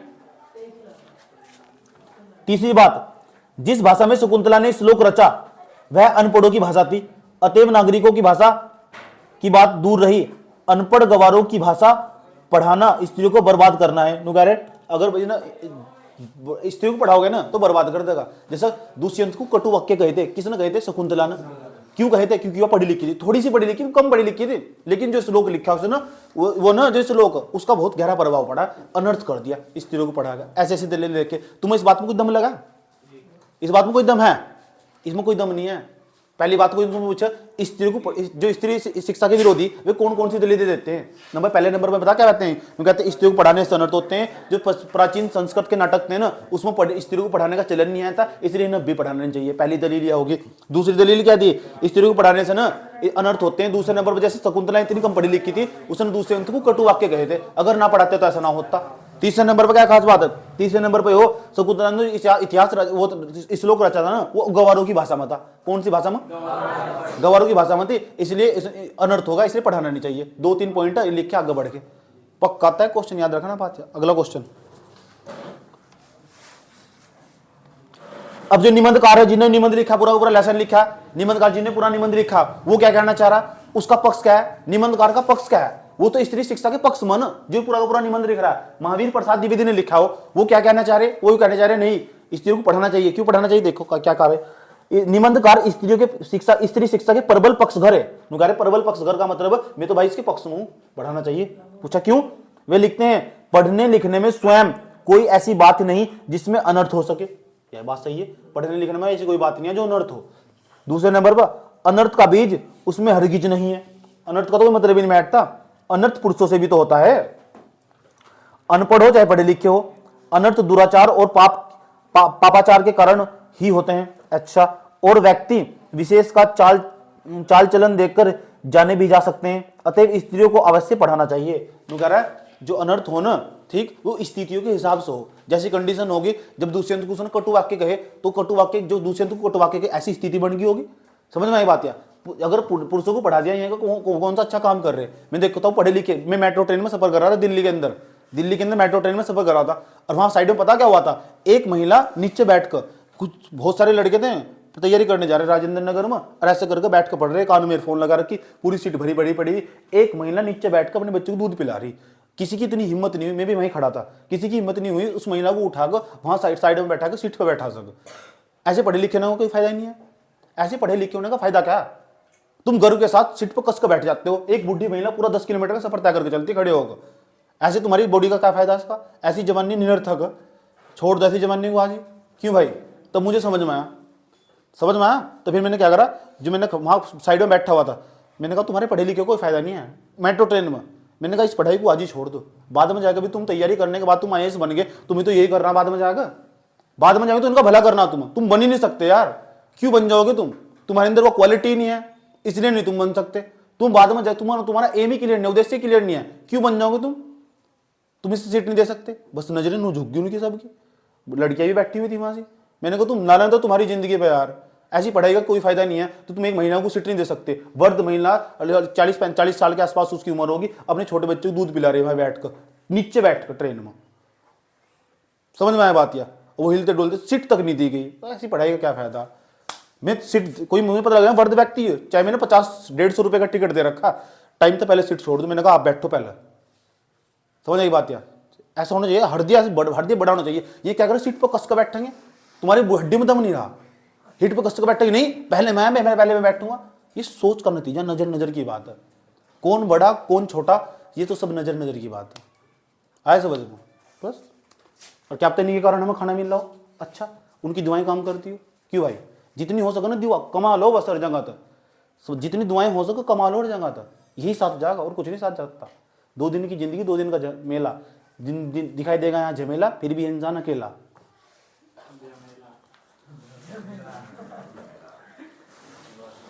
अगर चलो, जो लोग कहते हैं कि पुराने जमाने में भारत में स्त्रियों को शिक्षित नहीं किया जाता था या उनकी शिक्षा पर रोक थी, तो संभवतः इतिहास के जानकार न थे। पता क्या कह रहे महावीर प्रसाद द्विवेदी? ये कह रहे जो लोग ऐसा मानते हैं ना स्त्री को पढ़ाने में प्रचलन नहीं आता, तो सुन लो उन्हें इतिहास की जानकारी नहीं है। कौन कह रहा है इतिहास को, स्त्री को पढ़ाने का प्रचलन नहीं आता? कौन कह रहा? महावीर प्रसाद द्विवेदी कहते हैं, ये कहते हैं उन्हें इतिहास की जानकारी नहीं आती। अगर देखो क्या लिखते हैं, जानबूझकर लोगों को धोखा देते हैं। समाज की दृष्टि से ऐसे लोग दंड के भागी हैं। ऐसे लोगों को पकड़ो, दंड दो, फांसी पर चढ़ा दो, जो कहते हैं स्त्रियों को पढ़ाने का प्रचलन नहीं आता। महावीर प्रसाद द्विवेदी कहते हैं क्योंकि स्त्रियों को निरक्षर रखने का उपदेश देना समाज का अहित करना है और अपराध करना है। मैंने कहा नहीं, तुम अगर तुम स्त्री को नहीं पढ़ा रहे ना, कुपोषण बढ़ेगा, बेरोजगारी बढ़ेगी, आए समझ में, बच्चे का कभी विकास नहीं हो पाने का। इसलिए कहता हूँ शिक्षा देनी तो स्त्री को दो। स्त्री बच्चे के सबसे ज्यादा करीब रहती है, पूरा देश अच्छा हो जाएगा अगर स्त्री शिक्षा को बढ़ावा दिया गया। और सरकार ने इसके लिए तरह तरह का प्रयास कर रही है, लेकिन सरकार विफल रही अब तक भी। जो हमारे यहाँ ना जो लिटरेसी रेट, हरिद्वार का लिटरेसी रेट बता रहा हूँ तुम, हरिद्वार जिस एरिया में तुम रह रहे हो, इसमें लिटरेसी रेट बहुत पीछे। सही बात है, लिटरेसी रेट का मतलब साक्षरता दर, पढ़े लिखे, सबसे ज्यादा पढ़े लिखे लोग केरल में, आए समझ में, सबसे ज्यादा पढ़े लिखे लोग केरल में। वहां की स्त्रियां ना कदम से कदम मिला के चलती है पुरुषों के साथ, कोई भेदभाव नहीं है स्त्री पुरुष में। घर में लड़की के साथ कोई भेदभाव नहीं होता, जहां लड़की को पढ़ने भेज जाएंगे वहीं लड़की को पढ़ने भेज जाएंगे। समझ बात? वहां तो ऐसे भी देखा गया कि लड़कों को तो पढ़ा रहे हिंदी मीडियम में, लड़कियों को पढ़ा रहे इंग्लिश मीडियम में। इतने इसलिए केरल पूरे भारत में ना, पूरे भारत के अंदर, केरल दक्षिण में पढ़ो, पूरे भारत के अंदर नंबर 1 दुनिया में नाम हुआ केरल राज्य का, इतना खतरनाक है। तो इसलिए कि जहाँ स्त्री शिक्षा को बढ़ावा दिया जाएगा ना, वो समझ जाओ वो देश कभी पीछे रह नहीं सकता। समझ में आया बात? हम स्त्री शिक्षा की सिर्फ बात करते हैं, पता किस पर? कागजी पन्नों पर कार्रवाई। हमारे यहाँ जो कार्रवाई हो ना कागजी पन्नों पर, और कागज के अंदर ही कहीं दब कर रह जा। ऐसे लगेगा मीडिया पैक हमने बोलना स्टार्ट कर दिया कि बहुत कुछ कर दिया हमने, लेकिन कुछ भी तो नहीं बदला, सब वैसा ही है। चाहे कोई सी सरकार आई, कोई सी चली गई, सब भ्रष्ट निकले।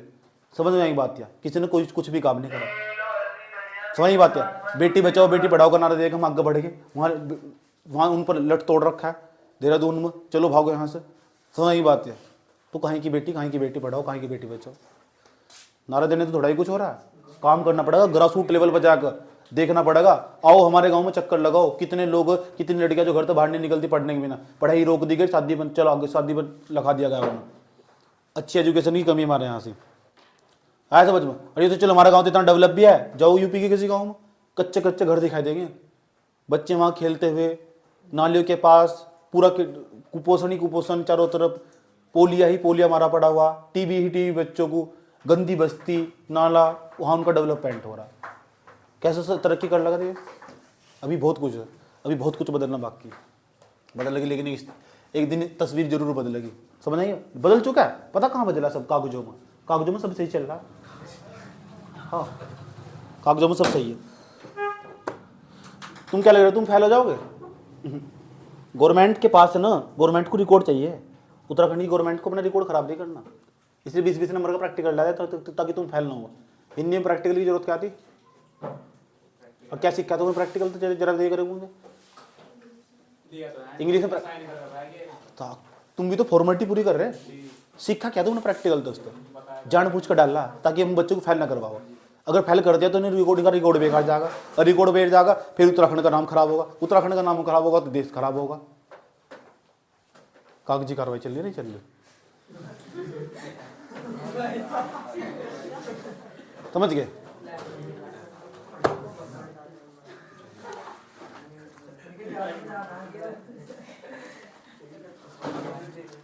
तो कहाँ तक फेल हो जाओगे तुम?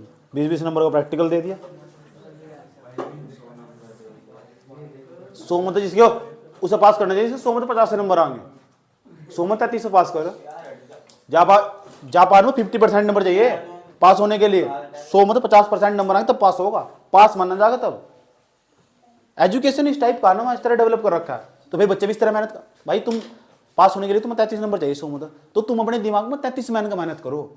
अगर अपने दिमाग में तुमने कहा कि 50 नंबर चाहिए तो दिमाग सेट कर रखा 50 से 49 आगे बेटे फैल, इसलिए हिंदी पढ़ेगा ही पढ़ेगा, इंग्लिश पढ़ेगा ही पढ़ेगा। और यहाँ क्या है 33 नंबर चाहिए तो ज्ञान भी 33 वाला लिएगा बस। वो उसके पीछे का जो छोड़ दिया ना, जो पीछे का जो पढ़ा हुआ गायब।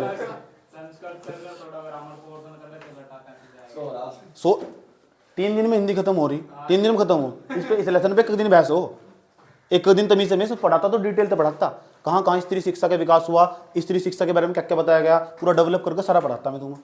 और ये काम स्कूल वाला का हो। स्कूल वाले क्या कर रहे हैं, निशान लगा लो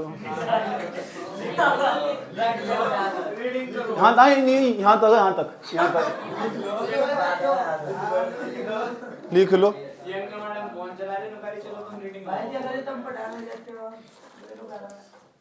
अगर मैं वहां पढ़ाता तो यहाँ आता फिर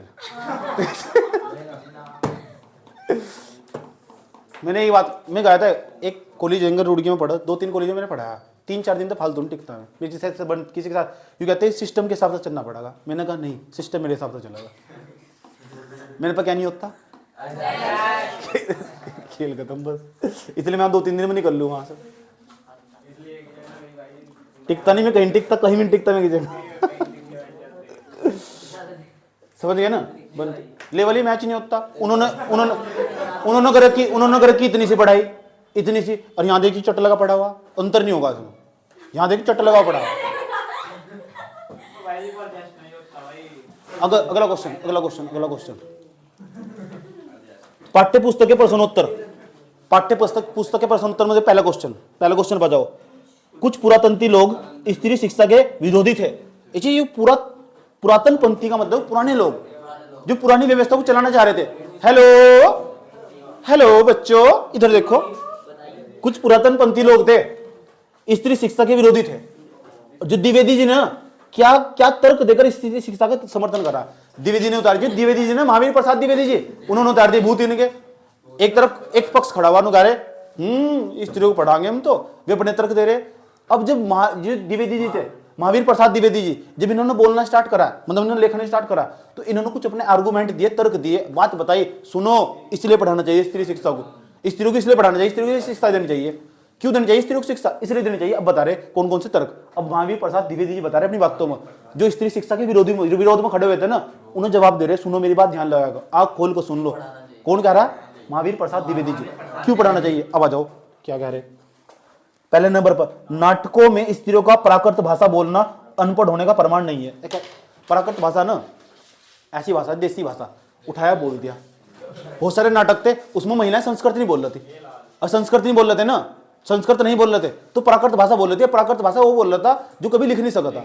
इसलिए मान लिया गया था कि जो नाटक थे ना, नाटक में महिलाएं प्राकृतिक भाषा बोल रही थी। इस बात का अंदाजा लगाया जा सके कि मैं अनपढ़ थी, तो लोग पुराने लोग इस बात को अंदाजा लगाते महिलाएं अनपढ़ थी। अब महावीर प्रसाद द्विवेदी जी क्या कह रहे? अब सुनो, जो कह रहे नाटकों में स्त्रियों का प्राकृत भाषा बोलना अनपढ़ होने का प्रमाण नहीं है। इससे बात नहीं पता चलती कि ये अनपढ़ थी हैं, क्योंकि सभी पढ़े लिखे लोग संस्कृत बोलते थे, इसका कोई प्रमाण नहीं है। ये थोड़ा ही ना, सब पढ़े लिखे लोग संस्कृत बोलते थे, सही बात है। दोबारा फिर सुन लो, मेरे महावीर प्रसाद द्विवेदी ने क्या कहा।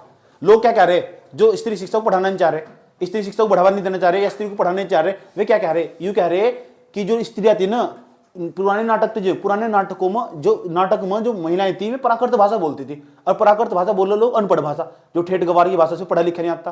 तो फिर पता क्या कहा, इस बात द्विवेदी जी ने कहा, इस बात का भी तो प्रमाण नहीं है। जो संस्कृत बोलते थे पढ़े लिखे थे, जो संस्कृत बोलते थे, जो पुरुष थे, जो वे पढ़े लिखे थे, इस बात का भी तो प्रमाण नहीं है। सबूत दे दो, सबूत, और बात भी दम होगी। पहला पॉइंट तो तुमसे पूछने लगा कि महावीर प्रसाद द्विवेदी जी थे, उन्होंने स्त्री शिक्षा को बढ़ावा देने के लिए कौन कौन से तर्क दिए, कौन कौन सी बात अपने पक्ष में कही, स्त्री शिक्षा के पक्ष में कही। तो पहले नंबर पर, पुराने नाटकों में, जो पुराने नाटक थे उसमें स्त्रियों को पढ़ाने का प्रचलन नहीं था, क्योंकि वह प्राकृत भाषा बोलती थी। तो इन्होंने क्या तर्क दिया? इन्होंने तर्क दिया कि इस बात का क्या सबूत है, इसकी बात की क्या गारंटी कि जो संस्कृत बोलते थे पढ़े लिखे थे, है नहीं? जो संस्कृत बोलते थे, हो सकता है थोड़ा ही जो संस्कृत बोला वही पढ़ा लिखा होगा, तो कह रही कोई सबूत नहीं है, हम नहीं मानते से। समझ में आया बात? या इस बात की क्या गारंटी जो संस्कृत बोलते होंगे पढ़े लिखे होंगे? ये पहला तर्क। दूसरा तर्क सुनो, पुराने जमाने में स्त्रियों की शिक्षा का कोई लिपिबद्ध प्रमाण नहीं है। कह रहा कुछ भी लिखा हुआ नहीं मिला, लिपिबद्ध प्रमाण नहीं है स्त्री शिक्षा का। निबंधकार ने तर्क दिया, पुराने लोग पता क्या कह रहे हैं, कुछ भी ऐसा नहीं लिखा हुआ। पुराने लोग कह रहे कि कुछ भी ऐसा नहीं लिखा होगा कि इन वाली स्त्रियों ने इतनी सारी पढ़ाई कर रखी, लिपिबद्ध नहीं है, कहीं लिखा हुआ नहीं कि स्त्रियां पढ़ी लिखी थी। अब ये क्या कह रहे हैं, इन्होंने क्या तर्क दिया सुनो, निबंधकार ने तर्क दिया है कि हो सकता है प्रमाण नष्ट हो गया हो। भाई कैपिटल लिखा हुआ हो और वो नष्ट होगा, हो दब गया हो, कहीं जला दिया गया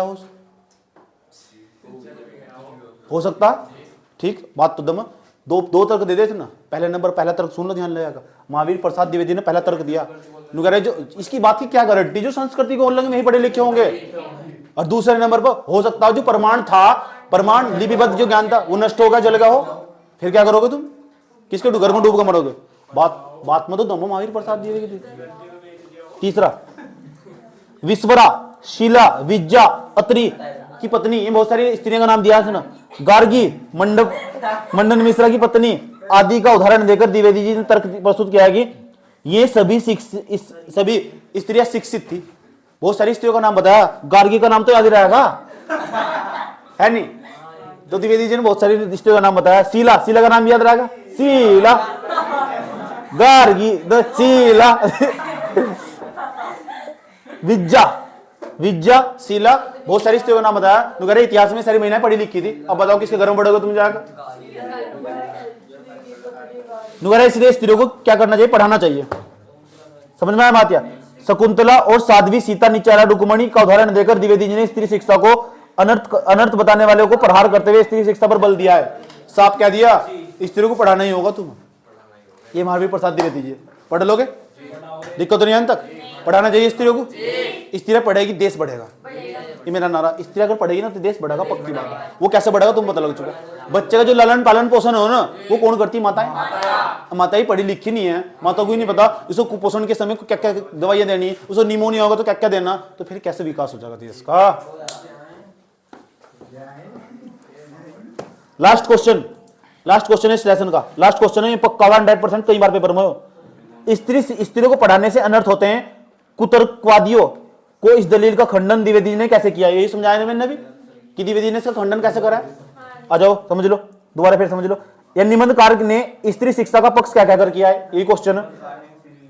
महावीर प्रसाद द्विवेदी जी के स्त्री शिक्षा संबंधी विचारों पर संक्षिप्त प्रकाश डालिए। ये बहुत इंपॉर्टेंट प्रश्न है, पक्का का 100% ही हो कि महावीर प्रसाद द्विवेदी जी ने क्या क्या तर्क दिए स्त्री शिक्षा को पढ़ाने के लिए। समझ में? स्त्री शिक्षा को बढ़ावा देने के लिए कौन कौन से तर्क दिए, कौन कौन से आर्गुमेंट, पक्का का 100% समझ लो। यही प्रश्न था जो मैंने तुमको बताया अभी। द्विवेदी जी स्त्री शिक्षा के प्रबल पक्ष करते में लिखते हैं, पढ़ने लिखने में कोई स्वयं ऐसी बात नहीं जिससे अनर्थ हो सके। पढ़ने लिखने में ऐसी कोई बात नहीं जिससे स्वयं अनर्थ हो सके। अनर्थ का बीज उसमें हरगिज नहीं है। अनेक पुरुषों ऐसे भी होते हैं जो अनपढ़ों और पढ़े लिखे दोनों होने के बावजूद भी फिर भी अनर्थ के नाम पर केवल स्त्रियों को शिक्षा से वंचित कर देना उचित समझते हैं। ठीक, अनर्थ दुराचार और पापचार के कारण ही होते हैं। वे विशेष व्यक्तियों पर चाल चलन देखकर भी जान पाते हैं कि अतएव अनर्थ शिक्षा। ठीक, जो मैंने पीछे समझाया वो ये सब समाज का। ठीक, जो मैंने पीछे समझाया ना वो सेम क्वेश्चन है कि स्त्रियों को पढ़ाना चाहिए। दूसरे नंबर पर स्त्रियों को स्त्री जो शिक्षा ना, उस स्त्री शिक्षा उसका विरोध नहीं करना चाहिए। समझ में आया बात है? स्त्री को पढ़ाने तो कभी अनर्थ नहीं होता। जो सारी बातें टेकनी तो मजा आया क्वेश्चन में, पक्का का 100% क्वेश्चन। अगर चलो, लोग कहते हैं कि पुराने जमाने में स्त्रियों को शिक्षित नहीं किया जाता था या उनकी शिक्षा पर रोक थी। संभवतः इतिहास के जानकार न थे। नु कह रहा है जो पुराने ऐसा मानने वाला है कि स्त्रियों को पढ़ाने का प्रचलन नहीं आता, उन्हें इतिहास की जानकारी ही नहीं आती। समझ में आया बात? या ठीक, ये सब बातें इसमें लिखी हुई, ये क्वेश्चन पूरा पढ़ना तमीज से बैठ कर जाकर। अगर तुमने बताया ना मैंने, अगर समाज की उन्नति करना चाहते हो ना, समाज को आगे बढ़ाना चाहते हो, ये समझ जाओ स्त्री शिक्षा को बढ़ावा देना ही होगा। समझ में आया बात? अगर समाज को आगे बढ़ाना चाहते हो तो स्त्री शिक्षा को बढ़ावा देना ही होगा। ये कहना चाहते हैं महावीर प्रसाद द्विवेदी जी। कोई दिक्कत यहाँ तक? ठीक, अगले लेसन में जाओ। यहाँ समझ लो, दो व्यक्ति हो, लेसन का नाम संस्कृति ध्यान आराम तो समझना, बहुत आराम आराम तो स्पीड इसमें कम रखूंगा, तेज नहीं समझाऊंगा। संस्कृति लेसन का जो लेखक है इसके भदंत आनंद, भगत नहीं है भदंत आनंद, कौशल्यायन, कौशल्यायन। कोई दिक्कत नहीं है, लेखक का नाम भी याद नहीं हो रहा था, डोंट वरी, छोड़ दो। इसका मतलब समझना संस्कृति का क्या मतलब हो, समझ आई बात। संस्कृति के लिए जो इंग्लिश में शब्द है ना उसके लिए हम यूज करते हैं कल्चर। आया समझ में। अब गांव के लोग अलग तरीके से रहते हैं और शहर की तरह लोग अलग तरीके से रहते हैं, अलग तरीके से रहते हैं और गांव के लोग अलग तरीके से रहते हैं, तो गांव का कल्चर अलग और वहां का अलग। अब कल्चर का मतलब हिंदी में संस्कृति। अब गांव का कल्चर कैसा है, शहर का कल्चर कैसा। शहर में अगर अरे यहाँ से खड़े हो जाओ ना, ऐसे चल दो ना, यहाँ से जाना है, ये गली आती है, ये गली वहां जाती है और यहाँ पे एक रेस्टोरेंट है। गांव में वहां नोरचंद की दुकान है, सामने मंडी से इंग बबलू की दुकान है, यंग कोई टायर चला रहा है, टायर यंग भैंस सुनवा रहा, कोई नाली में खड़ा होगा यंग कार की बुग्गी लेके जा रही है। ये कहाँ का कल्चर है गांव का,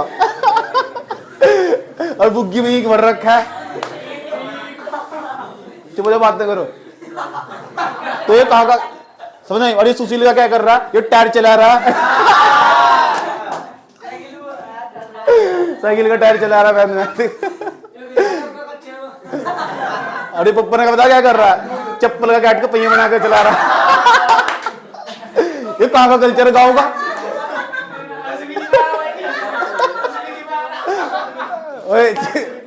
ये गाँव का कल्चर ऐसे तो गाँव में रहन सहन भी अलग नहीं आएगा, ऐसा समझ। अच्छा गाँव में क्या करे, सुन लो, गाँव में क्या करेंगे, जो लड़के लड़कियां होंगी बिल्कुल पूरी कवर रहेगी, यहाँ तक के कपड़े पहनने की। और शहर में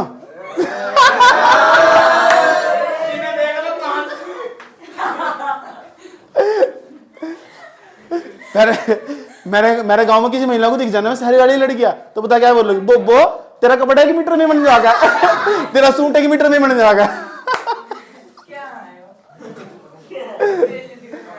नु कहेगी रुमाल भी ढंग के हो। तो वो कहाँ का कल्चर है, वो वहां का कल्चर शहर का, ये गांव का कल्चर है।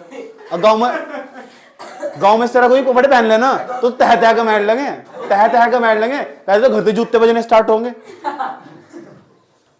तो गांव में होनी है इस तरह उसका। मैं अब एक शहर की शादी में गया था, कुछ दिन पहले गया था, 3-4 दिन पहले।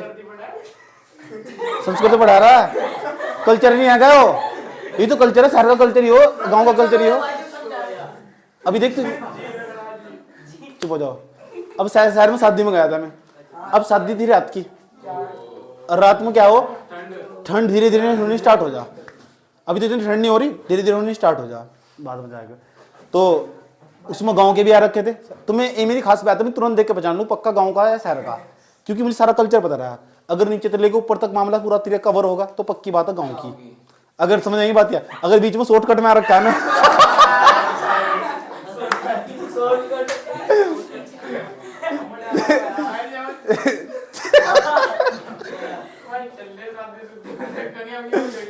चुप हो जाओ। तो कहाँ की, शहर की। अच्छा खास बात पता क्या हो, अगर जो गांव की लड़कियां होगी उसकी क्या खास बात होगी, बस दी जाएगी चाउमीन के काउंटर पर।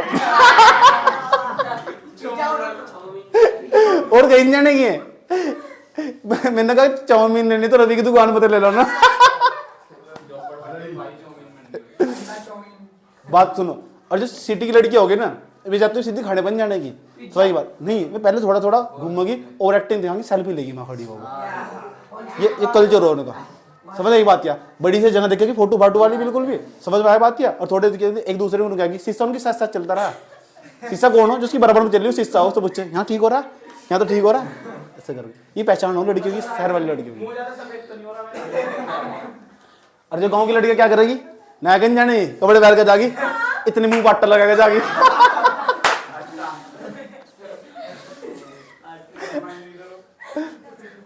तुम बताओ,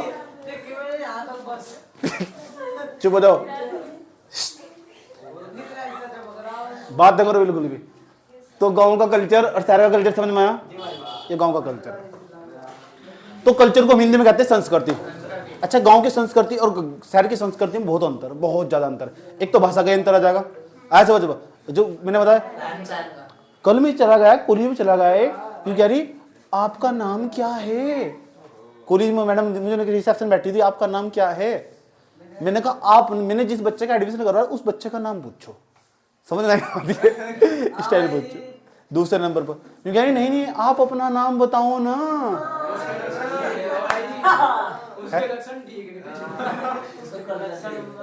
बात ना करो, ऐसे तो बोल लगी। अब मैं किसी गांव में चले जाता, गांव के मैडम और क्या हाल है ना इक्के बोलते नंबर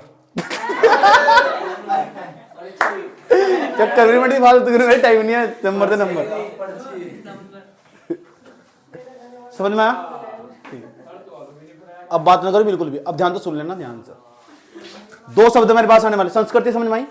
तो इस संस्कृति और रहन सहन बोल चाल भाषा सब ये संस्कृति के अंतर्गत आती है। और गांव की अलग होगी, शहर की अलग होगी। हमारे देश की संस्कृति बिल्कुल अलग होगी, ये हमारे देश की, और यूरोप की संस्कृति बिल्कुल अलग होगी। समझ बात है? हम क्या करेंगे, हाथ जोड़कर नमस्ते करेंगे, नमस्ते जी। अभी सना सना हाथ जोड़िए नेपाल वाले करेंगे इस तरह, वहां की संस्कृति अलग। अब तुम यूरोप में चले गए, मैं पता क्या करेंगे, नहीं चाइना में चले गए, चाइना में चले गए ना ऐसे बोलो तो संस्कृति अलग नहीं।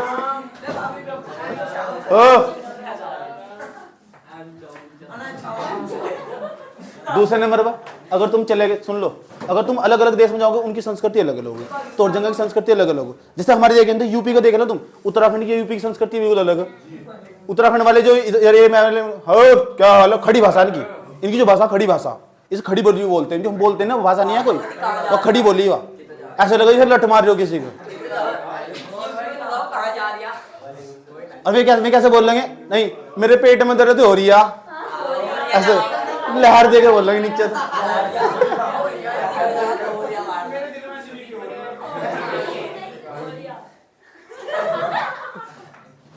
बेटे पट्टे मारने खाते हैं, मजे ले रहे थे यहाँ से और कुछ नहीं। ये खास बात होगी। एक संस्कृत व्यक्ति,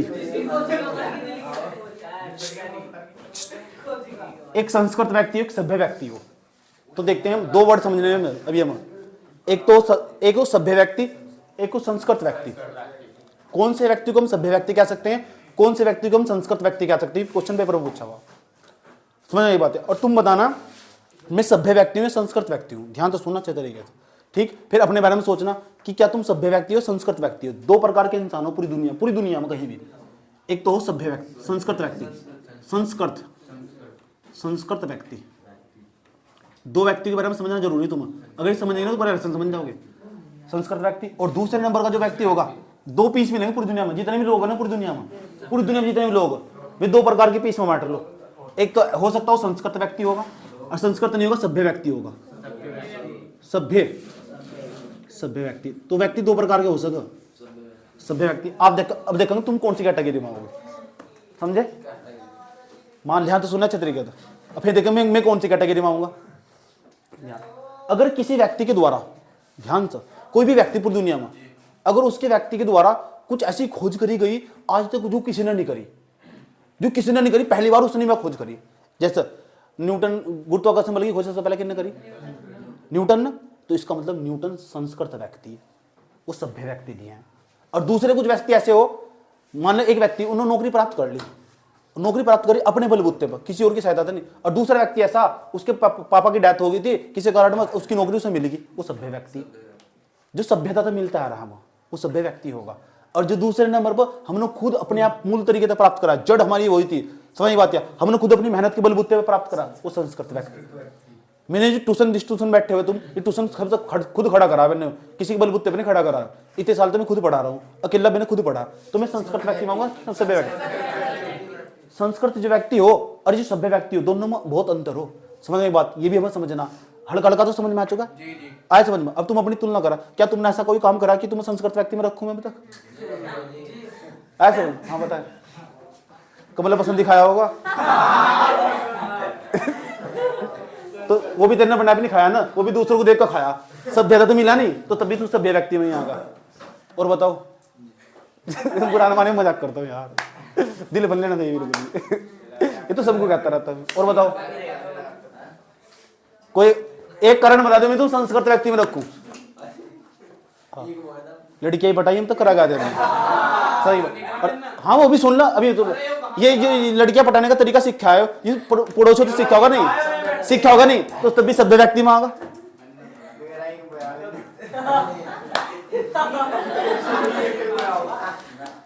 एक बया एक भी दूसरों को देख के ही बया होगा पूर्वज हो रहे तो मैंने तो ट्यूशन दूसरों को देख के पढ़ाना सीखा होगा सभ्य व्यक्ति में। मैंने किसी को देख के पढ़ाना नहीं सीखा, पढ़ गए नहीं फालतू को पढ़ाना। आपको देख कर पढ़ा। हाँ मुझे देख के पढ़ाना सीखा लोगों ने। तो पूरी दुनिया में ना संस्कृत व्यक्ति की बहुत कमी, सभ्य व्यक्ति तो लगातार सब बनते जा रहे। अपने बाप दादा की संपत्ति पे सब राज कर रहा। आज समझ लो संस्कृत व्यक्ति बहुत कम मिलेंगे तुम्हें दुनिया में।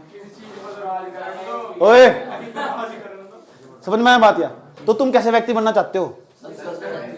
अब मैं संस्कृत व्यक्ति कैसे बनोगे? मान लो मैंने कोई मार्कर बनाया ऐसा, ये मार्कर रखा हुआ है यहाँ से, ये मार्कर ऐसा रखा हुआ, मैंने ऐसा मार्कर बनाया, मैं यहाँ खड़ा हूँ साइड में, ये मार्कर उठा अपने आप ही लिखना स्टार्ट कर दिया, मेरे दिमाग में बोल भी ना मार्कर तुम्हें बोल के बता रहा है इसके पीछे माइक लगा हुआ। तो मैंने ऐसी खोज दुनिया में आज तक नहीं हुई थी। तो मैं कौन से व्यक्ति में आऊंगा? संस्कृत व्यक्ति में, सभ्य व्यक्ति में। तुम तो सुन भी ऐसे पहली बार ही रहे हो, तो इसका मतलब मैं संस्कृत व्यक्ति में आ सकूं? आ सकूं नहीं आ सकता? क्योंकि मैंने ऐसा सोचा ना, ऐसा आज तो पहले किसी ने सोचा ही थी। कहूँगा कोई होगा थोड़ा ही होगा, कोई मार्कर लिखना स्टार्ट कर दिया जो मेरे दिमाग में आ रहा है, जो मेरे दिमाग में आ रहा है ये पढ़ लगा क्या क्या रहा लिखना स्टार्ट कर देगा। ये सब मैंने सोचा, सब मैंने सोचा नहीं पहली बार। तो इसका मतलब कौन से व्यक्ति में आऊंगा? तुम ऐसी चीज बताओ जो आज तक किसी ने ना सोची हो, और तुम पहली बार अभी सोच के बता दो मुझे। ये तो पहले हो रखा है, उधार लेना देना पहले चलता है। ऐसी चीज बताओ जो किसी ने नहीं सोची, ऐसी चीज बताओ जो किसी ने नहीं सोची हो अभी तक, जो नई चीजें बिल्कुल।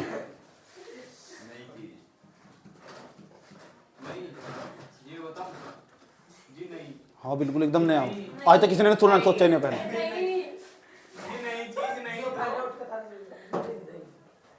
ये तो मैंने बताया भी थी मार करके बारे में। ऐसी चीज बताओ जो किसी ने सोची हो आज तक, बस इसलिए तुम कभी संस्कृत व्यक्ति भी नहीं आ सकते। जिस दिन तुमने सोचना स्टार्ट कर दिया ना, और तुमने पहली बार वो चीज सोची आज तक किसी ने नहीं सोची, इसलिए तुम संस्कृत व्यक्ति में आओगे। इनका अकाल है पूरी दुनिया में, ये है नहीं, बहुत कम लोग और जो भी है बहुत रिच मैन है, बहुत प्रसिद्ध लोग है। इसलिए क्या कहा जाता है, सभ्य नहीं संस्कृत व्यक्ति बनने की कोशिश करो।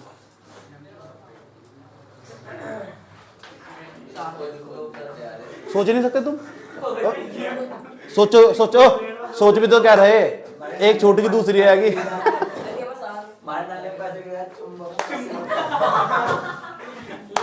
ये सब मैंने पहले बता रखा, ठीक, ये सब मैंने पहले बता रखा है कुछ ऐसा तो कुल को तुम मुझे बताना सोच कर, तू सभ्य व्यक्ति तुम संस्कृत व्यक्ति। चलो अच्छा ये बताओ, जो सुई धागे की खोज हुई जिन्हें पहली बार करी होगी, तो इसलिए करी होगी पक्की बात, अपने क्या तुम अपने बदन को सजाना चाहता होगा, या उसे ठंड लगती होगी इसलिए कपड़े पहनना चाहता होगा। जब पहली बार सुई धागे का आविष्कार हुआ होगा, या जिन्हें सुई धागे का पहली बार आविष्कार पहली बार करा, वो संस्कृत व्यक्ति होगा, सभ्य व्यक्ति होगा। यह तो बात सही है। अच्छा एक बात और बताओ, न्यूटन की खोज, न्यूटन ने गुरुत्वाकर्षण बल की खोज करी, गुरुत्वाकर्षण बल की खोज करी, लेकिन गुरुत्वाकर्षण बल का प्रयोग कर ना हमने बहुत सारी चीजें बना दी, बहुत सारी आसपास चीजें जो न्यूटन ने भी नहीं सोचा ना, फिर वो हमने सोच लिया। न्यूटन ने नहीं सोचा ना जो, फिर वो हमने सोच, लेकिन जड़ जड़ तो इसका मतलब चाहे इंसान ने कुछ भी बना लिया, तो न्यूटन के गुरुत्वाकर्षण बल का प्रयोग करके उसने कुछ भी बना दिया, लेकिन वो सभ्य व्यक्ति में आगा, संस्कृत व्यक्ति में ना। संस्कृत व्यक्ति तो न्यूटन, अगर न्यूटन गुरुत्वाकर्षण बल की खोज ना करता ना, तो ये समझ जाओ तो कभी भी हम सभ्य व्यक्ति न बन पाते। हाँ पहली बार तो उसने सोचा, सेब तो उससे पहले भी गिर रहा था, ऐसा समझ में, इतनी बार सेब गिरा होगा और बहुत लोगों के सिर में भी लगा होगा, उन्होंने सोचा ही नहीं ना, उन्होंने अपने दिमाग पर जोर डाल रहा, ऐसा समझ में, ठीक, कुछ नहीं लगा सर चलो पत्थर तो लगा होगा दीप पर। समझ में आया बात है? तो इसका ये मतलब तो सब बेबी सभ्य व्यक्ति संस्कृत व्यक्ति समझ में आया। अब तुम क्या करोगे, तुम घर जाकर ना इन चीजों पर रिसर्च करोगे तो तुम देखोगे यार पक्की बात है, इससे पहले यहाँ कोई नहीं आया था, ये संस्कृत व्यक्ति है। तो किसी व्यक्ति को तुम दो तरीके देख सकते हो, इसने कुछ अपनी तरफ तो कराया तो जो किसी ने नहीं सोचा, पक्की बात है संस्कृत व्यक्ति। तो संस्कृत व्यक्ति बहुत कम मिलेंगे तुम्हें, और सभ्य व्यक्ति बहुत मिलेंगे। भंडार सभ्य व्यक्ति का, तुम सब सभ्य व्यक्ति में हो, शायद मैं भी सभ्य व्यक्ति में आता हूँ। समझ में आया बात है, सब सभ्य व्यक्ति तुम, समझ में आया बात। क्या संस्कृत व्यक्ति बहुत कम मिलेंगे तुम्हें पूरी दुनिया में, जो अपनी अपनी तरफ तो सोच रहा हूँ। जो थोड़ा ही यूट्यूब पर जाकर कोई वीडियो देखी, फिर उसके जाकर एक्सपेरिमेंट कर रहे, देखी ना पहले, तब भी कौन से व्यक्ति तुम। अब यूट्यूब पर जिन्हें पहली बार डाला, वो किसने डाला था, वो सभ्य व्यक्ति नहीं है, वो संस्कृत व्यक्ति। समझ में आया बात है। तो पूरी दुनिया में कितने प्रकार के दो पीस मिलेंगे तुम्हें, दो ही पीस मिलेंगे। डाली थी कई नाली का पानी चाट रहा था क्या, नहीं पोस्ट ऐसी हो सको केस है और कुछ नहीं फालतू। ओ पौड़दार बुरा न मानिए, मजाक करता हूँ, मुझे नहीं ऐसे कोई बात नहीं। संस्कृत व्यक्ति पता लग चुका। तो जो न्यूटन थे, ये संस्कृत व्यक्ति कह सकते हो आप। न्यूटन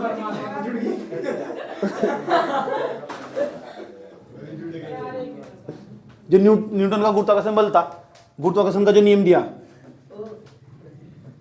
इन तो पहले किसने नहीं दिया, इसलिए न्यूटन संस्कृत व्यक्ति। अब जो सभ्य व्यक्ति ना, जो हम अपने पूर्वजों से प्राप्त करते हैं, जो व्यक्ति अपने पूर्वजों से प्राप्त, कुछ भी हो सकता।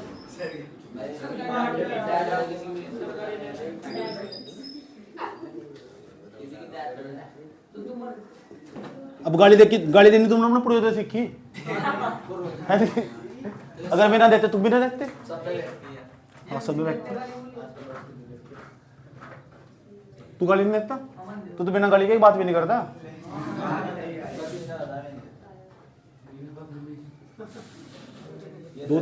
दो तीन बार बच गया तेरे पे गाली के ऊपर। बात बताओ, समझ में आई नहीं आई। अब जाओ किताब के अंदर,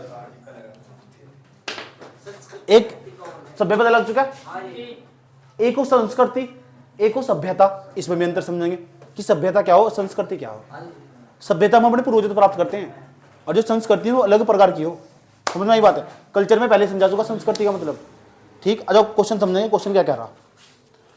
क्वेश्चन में चल जाओ। पहला क्वेश्चन है इसमें, पाठ पर आधारित संबंधी प्रश्नोत्तर में पहले नंबर पर प्रस्तुत पाठ में किन शब्दों की व्याख्या की गई। एक तो संस्कृति की, एक सभ्यता की व्याख्या करी गई। इसके बारे में बताएगा संस्कृति क्या हो, सभ्यता क्या हो। पहला दूसरा क्वेश्चन है संस्कृत व्यक्ति कौन है। अब देखो संस्कृत व्यक्ति कौन है, पता लग जाएगा संस्कृत व्यक्ति कौन है। यहाँ देखो संस्कृत व्यक्ति, आ जाओ मैं पहले पढ़ बता देता हूं। एक संस्कृत व्यक्ति नई वस्तुओं की खोज करता है, बताया था नहीं मैंने तुम्हें। संस्कृत व्यक्ति कौन, नई वस्तु खोज करता है, किंतु उसकी संतान वह उसे अपने पूर्वजों से ही प्राप्त कर लेती है। अभी बताओ, मैंने ऐसा मार्कर बनाया, उठा लिखना स्टार्ट कर दिया, चलना स्टार्ट कर दिया। अब मेरी जो संतान उत्पन्न होगी, समझ की बात है, उसे सोचने की जरूरत नहीं पढ़ने की। आज समझ वो मार्कर तो उन्होंने तो पूरी तकनीक उसके पास होगी, फीड कर रखी है, वो भी ऐसे मार्कर बना देगा। मैं तो संस्कृत हूँ, लेकिन जो मेरी संतान है ना, वो सभ्य इंसान है। समझ की बात है, वो सभ्य इंसान है, वो सभ्यता को अपना रहा। फिर उसका भी बेटा से करा था, उसका बेटा से करा था। इसका मतलब जो सभ्य व्यक्ति, उस नाम जो मेरा बेटा होगा, ओए जो मेरा लाल होगा,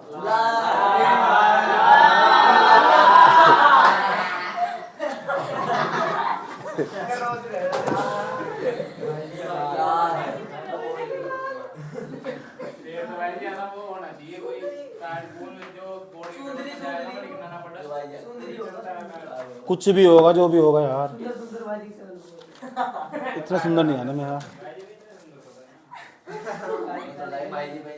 किसे अंग्रेजन में आ गया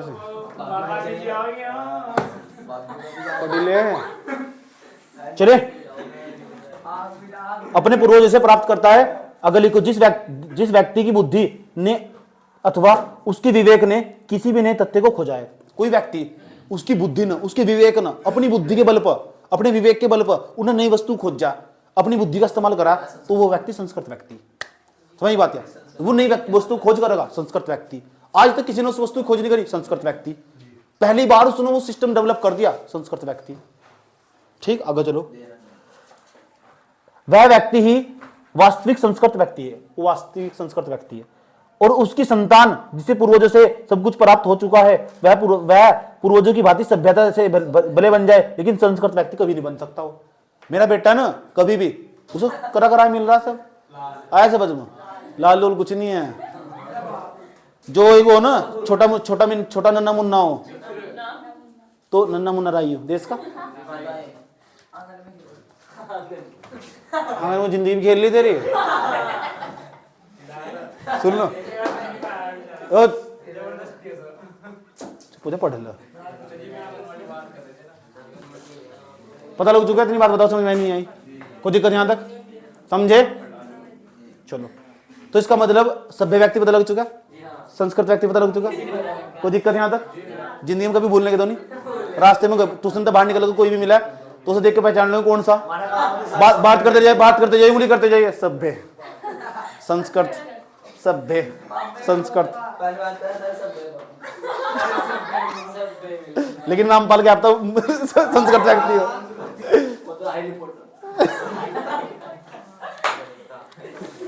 चलो जाओ, अगला क्वेश्चन। हाँ, इसमें बात कर रखी है आविष्कार, घबराओ ना। मान लो तुमने कोई नया आविष्कार करा, आज तक किसी ने नहीं करा आविष्कार, तो इसका मतलब तुम कौन से व्यक्ति हो? अगर तुम्हारे बस की कुछ बात नहीं है, जो तुम्हारे पूर्वजों ने करा वही तुम करना स्टार्ट कर दिए, सभ्य व्यक्ति। ठीक, तो कौन से व्यक्ति बनना चाहोगे? हाँ, लालची तो तुम पहले थे ही है। संस्कृत व्यक्ति की पहचान हेतु लेखक ने कौन कौन से दिए उदाहरण? संस्कृत व्यक्ति की अगर पहचान करनी चाहते हो तो कौन कौन से उदाहरण दिए लेखक ने? इंपॉर्टेंट है, ध्यान से सुन लेना अच्छे तरीके से। संस्कृत व्यक्ति की पहचान हेतु लेखक ने आधुनिक उदाहरण दिए, आधुनिक जो आजकल के उदाहरण है। न्यूटन ने कर दी गुरुत्वाकर्षण सिद्धांत का आविष्कार कर दिया, इसलिए वह संस्कृत मानव था। आज के युग का भौतिक विज्ञान विद्यार्थी के न्यूटन के गुरुत्वाकर्षण बल से परिचित है। आज के विद्यार्थी को पता न्यूटन का गुरुत्वाकर्षण बल क्या है, किसी वस्तु को ऊपर फेंकेंगे नीचे आगे, पता। लेकिन आज का विद्यार्थी सभ्य व्यक्ति संस्कृत व्यक्ति नहीं है। संस्कृत व्यक्ति कौन है? न्यूटन।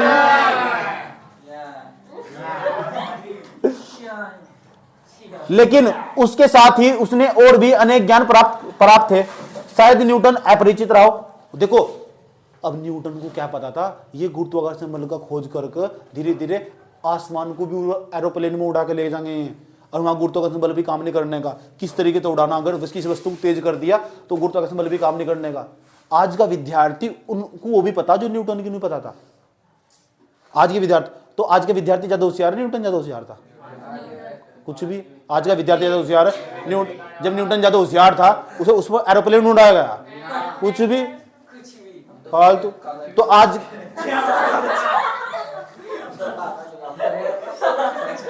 हाँ, और वो भी महबूबा के ऊपर जाके गिरा। मैं कह रहा कागज का जहाज उड़ाया, वो भी बाबू सोना के ऊपर जाके गिर गया, फिर उन्होंने मास्टर को बता दिया। सही बात है।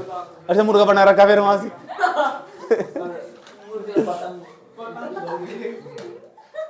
क्या है पतंग कहीं।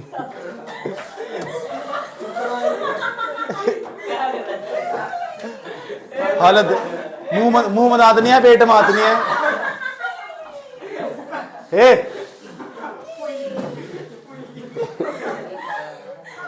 आगे चलो। अच्छा ये बताओ, न्यूटन ने तो गुरुत्वाकर्षण बल की खोज करी थी, किसी वस्तु को ऊपर फेंकेंगे नीचे आगे, उसे क्या पता आगे जाके ऐसे ऐसे पीस मिलेंगे, एरोप्लेन को उड़ा देंगे, गुरुत्वाकर्षण बल भी काम नहीं करने का उस पर। आया समझ में? उसे क्या पता था? समझ में आया बात? हाँ, किसी वस्तु को फेंक देंगे, ऐसी ऐसी खोज हो चुकी जो न्यूटन ने भी सोची होगी गुरुत्वाकर्षण। लेकिन मेन पीस कौन था? मेन पीस न्यूटन अगर तो गुरुत्वाकर्षण बल की खोज ना करता ना तो ये कुछ भी नहीं बना पाते। सभ्य व्यक्ति और संस्कृत व्यक्ति में ये अंतर हो। आगे चलो। लेकिन उसके साथ ही उसे और भी बातों का ज्ञान प्राप्त है आजकल के विद्यार्थी को, जिससे शायद न्यूटन भी अपरिचित रहा हो। ऐसा होने पर भी हम आज के भौतिक विज्ञान के विद्यार्थी को न्यूटन की अपेक्षा अधिक सभ्य भले ही कह दे। तो न्यूटन है ना, न्यूटन का जो विद्यार्थी, वो न्यूटन तो ज्यादा सभ्य है। न्यूटन का विद्यार्थी ज्यादा सभ्य है। न्यूटन कब सभ्य था? भले क्या था, लेकिन कभी भी हम आज के विद्यार्थी को संस्कृत विद्यार्थी नहीं बोल सकते, संस्कृत व्यक्ति हम उसे बोल देंगे न्यूटन को, क्योंकि उन्होंने नई खोज करी थी, उससे पहले खोज किसी ने नहीं करी थी। बात समझ में आई?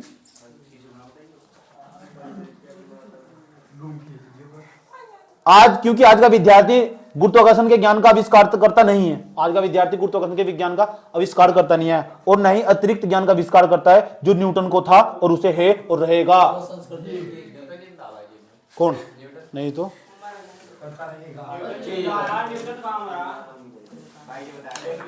उसके पोते के पोते के पोते के पोते जिंदे हो। अब सवाल, एक क्वेश्चन और, सुई धागे का आविष्कार का कारण क्या था? सुई धागे का आविष्कार क्यों हुआ होगा? मैंने कहा ठंड लग रही होगी, आए कपड़े चाहिए होंगे ना, ऐसा होगा, ये साज सजावट करनी होगी। देखो पढ़ो, मानव ने सुई धागे के आविष्कार अपने शरीर को ढकने के लिए मूलभूत आवश्यकताओं के कारण किया गया होगा। ऐसे समझ में, शीत और गर्मी से बचने के लिए मानव को कपड़े की आवश्यकता का अनुभव हुई होगी, और शरीर सजाने के लिए उसने कपड़े मिलने की आवश्यकता अनुभव की होगी। परिणाम स्वरूप सुई धागे का आविष्कार हुआ। मतलब पहले नंबर पर हो सकता है उसे ठंड लग रही हो, और जो सुई धागे का आविष्कार उसने सोचा यहाँ से यहाँ तक पकड़ कर रखूँ, इसे कपड़े पहनना है, पत्ते पहनना है, पत्तों को ये डंडी पिरो का ऐसा फिट कर दिया। क्यों ना ऐसी कोई उपकरण बनाया जा, ऐसे सिल दिया जा, तो ऐसे सुई धागे का आविष्कार होगा ताकि ठंड से बचना चाहता होगा। या फिर ऐसा होता होगा कि अपने शरीर को साज सजावट करना चाहता होगा। सही सुई धागा आजकल की देखो, मैं आजकल की महिलाओं को देखता हूँ कढ़ाई करती रहती है, सूट है, सूट पर भी कढ़ाई, उसके ऊपर कढ़ाई के ऊपर कढ़ाई,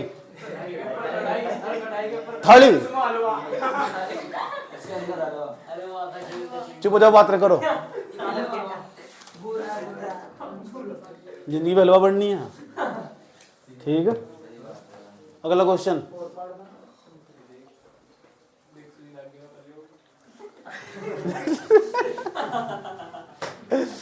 चुप हो जाओ, गरीब आदमी को मजाक नहीं बनानी चाहिए। ठीक है, बात तो करो।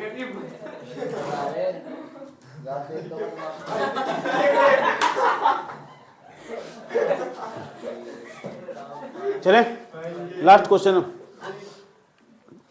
लेखक की दृष्टि में। अब जो लेखक उसको बहुत दर्द है, सभ्यता और संस्कृति की सही समझ अभी तक बच्चे लेखक है ना, जो लेखक का मानना कि जो लोग है ना, कुछ लोग ऐसा मान के चलते हैं सभ्यता और संस्कृति एक ही। लोगों की दृष्टि में ना, लेखक का ऐसा मानना कि लोगों की समझ में आज तक नहीं है सभ्यता और संस्कृति क्या है, दोनों एक ही समझ बैठा है।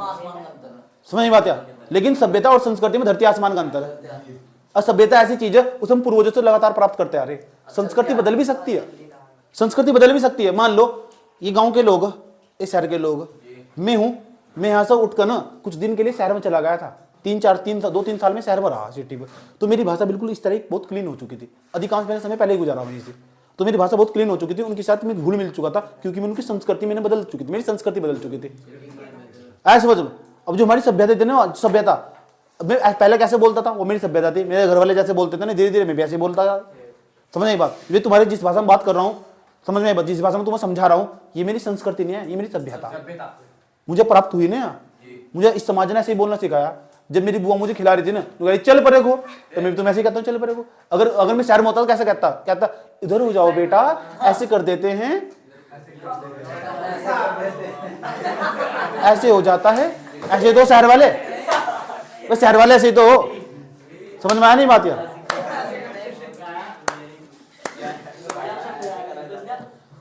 हाँ, बच्चे को बताया दो तुम, गांव का जो बच्चा हो ना, एक की गोद में तो उतरा नहीं, सुन लो, एक की गोद में तो उतरा नहीं, दूसरे ने लिया मैं भी खिलाऊं इसे, तू तीसरा भी खड़ा हो तैयार, ताई चाची आंटी, इनका मन भर जाए तो पड़ोस किया जा खिलाने।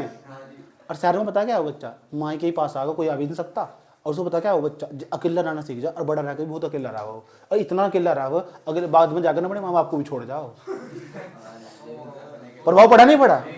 अब ये गाँव के जो लोग हो, वे अपने माता पिता के साथ घुल मिल कर रहा, इसलिए हम अपना साथ नहीं छोड़ते। मैंने देखा दिल्ली के रुड़की के अंदर अधिकांश पेरेंट्स अकेले रह रहे, उनके बच्चे ना अमेरिका में रहकर शादी कर ले और घर नहीं आना चाहते। समझ की बात? इतने भी अकेला छोड़ दो बच्चे को, क्यों अकेले रहना सीख जा। समझ में आया? विशेष तौर पर ध्यान रखना चाहिए, एक दिन तुम अकेला छोड़ जाएगा, नहीं तो समझ गए। तो गाँव की यही तो खास बात है, गाँव की यही तो खास बात है। वो पढ़ा था माता तो शहर में, माता तो अपने काम पर निकल जा, बच्चे शाम के टाइम आए उसे देखा वो गेम कर रहा है, कुछ कर रहा है, कोई मतलब नहीं है, ज्यादा अकेला रहना सीख जाओ। तो ये क्या हो, अकेलापन धीरे धीरे ना उसका साथी बन जाओ, फिर बाद में जाकर जितने भी सुसाइड हो ना अधिकांश गाँव में कम हो और ज्यादातर शहर में हो। क्यों? क्योंकि अकेलापन होना खाए ना, वो धीरे धीरे उनके अंदर क्रोध भी आ जा, एक चीज की जिद्दी बन चुके हों। और गाँव में क्या हो, इस बच्चे को इसमें लड़ाया, इस वाली गोद में डाल दिया, इसमें खाट में डाल दिया, खाट में भी क्या है गाना बजा दिया साइड में, झुंझुला झुला रखे, लात तो झुला रखा है। जब घुटोले चल रहा है, घुटोले चल रहा है, आज अपने आप तो खड़े फोन चला रहे थे, ढाई पैर तो प्रयोग कर दिया। हमारा तो लालन पालन पोषण इस तरह ही हुआ। शहर में क्या कर रहा है बच्चा, खुद ही बाल खड़े करके जाएगा, और गांव के क्या करेंगे, उनकी माताएं ना बाल खड़ी करने की कोशिश तो करेगा, बीच की मांगनी है, उनकी माताएं तेल ऐसा डाल लेगी चिपकाट यहाँ तक होगा, तूफान चला जाए कितने भेजा खड़े नहीं हो सकते।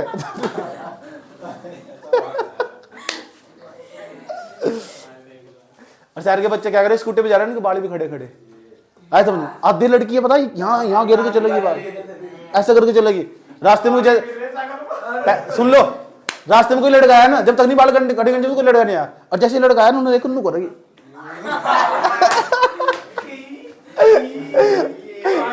और लड़का मोटरसाइकिल लेके आ रहा है, उन्होंने करनी स्टार्ट कर।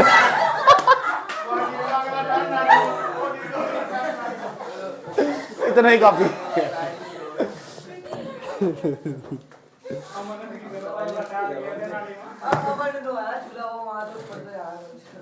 चलो बात ना करो भाई, पढ़ लो। तो सभ्यता संस्कृति में देख लो क्या अंतर, लेखक के अनुसार सभ्यता और संस्कृति, लेखक के अनुसार सभ्यता और संस्कृति शब्दों का प्रयोग बहुत होता है, किंतु ये लोगों की समझ में कम आते हैं।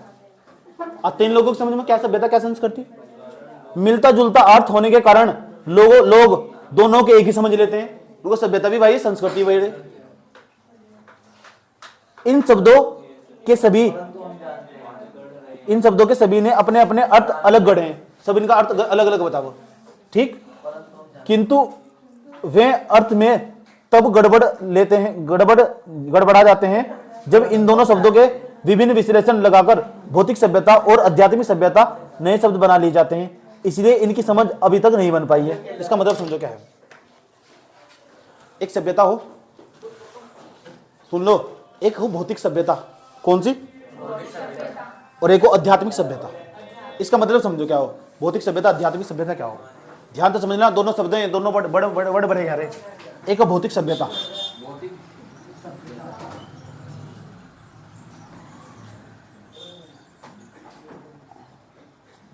एक हो आध्यात्मिक सभ्यता।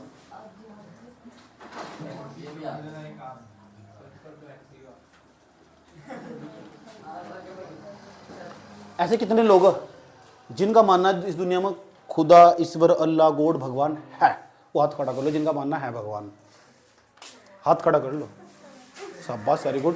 दो, और चप्पल मारूंगा बाद में हाथ खड़ा कर, मैं सवाल ही पूछूंगा। दो, जो भगवान में विश्वास करने वाले, पक्का इस दुनिया में भगवान जैसे नाम की शक्ति है। विश्वास तो पूजा पाठ नहीं करते क्या, पूजा पाठ नहीं करते, तुम्हारे घर वाले भी नहीं करते। बेटा थारा वीडियो बनाऊंगा, तुम मानते नहीं भगवान को बिल्कुल भी, तू मंदिर में दिख गया ना मुझे, फोटो मंदिर रखते, पड़ोसी देख कर ठा रहे हैं। अभी मान लो तब नहीं मानते, भगवान को नहीं मानते, गलत बात है यार। चलो कोई बात नहीं है, ये मैं जो भगवान को मानते हैं इसका मत बैठ जाओ, क्यों, हम क्यों मानने, चुप हो जाओ। हम भगवान को इसलिए मानने क्योंकि हमारे घर में पूजा पाठ पहले तो होती आई, मैं भी मानना, क्यों मानना, क्योंकि मेरे घर वाले ना तो अगर मैं पूजा पाठ नहीं करूंगा ना तो चप्पल तुम्हारे से स्टार्टिंग में। ऐसा कितने जिनका बजा होगा पूजा पाठ के ऊपर, बजा भी होगा, धूप बत्ती करो, सामग्री करो, नहा दो, बजा होगा, मेरे भी बजा हुआ। अब आते हरिद्वार में जाना, नीचे करो, ठीक, बात तो सुन लो। अब हम क्या करें, ये चीजें हमने कहां से सिखाई, ये तुम्हें किसने सिखाया, और उन्हें किसने सिखाया, उनके पूर्वजन, और उन्हें, तो संस्कृति सभ्यता हुई, या सभ्यता हुई संस्कृति हुई। तो इसका मतलब ऐसी जो सभ्यता ना जो अध्यात्मवाद, इसम जहां धर्म की बात आ जा, इसलिए ऐसी सभ्यता को हम आध्यात्मिक सभ्यता बोलते हैं। आध्यात्मिक सभ्यता समझ में आई? इसका मतलब जितने भी तुम लोग है ना जो पूजा पाठ करने वाले, भगवानों को मानने वाले, ये आध्यात्मिक सभ्यता, आध्यात्मिक सभ्यता वाले। समझ में आया बात? चुप हो जाओ। दूसरे तरीके के इंसान, ये वैज्ञानिकवादी जो अवैज्ञान, ऐसे कितने इंसान हैं जो विज्ञान को भी मानते हैं, विज्ञान को मानते हैं और बिल्कुल भी इस पर भगवान पर जरा सा भी विश्वास नहीं करते कि विज्ञान ही सब कुछ है। विज्ञान को नहीं मानते तुम विज्ञान को मानने वाले कुछ है भी नहीं तुम।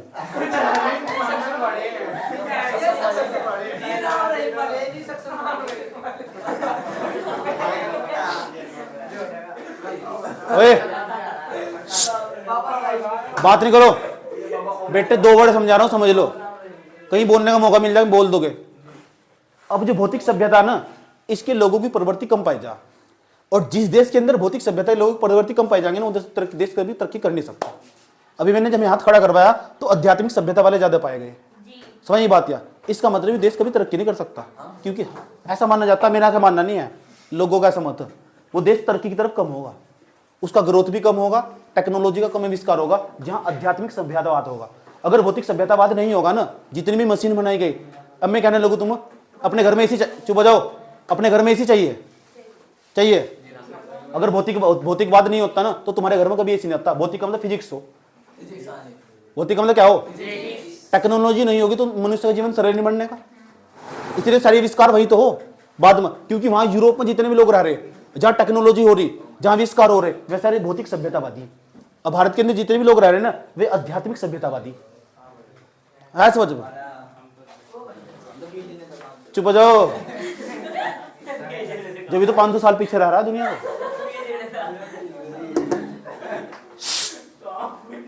चुप हो जाओ, बात न करो। तो भौतिक सभ्यता पता लग चुका, आध्यात्मिक सभ्यता पता लग चुका।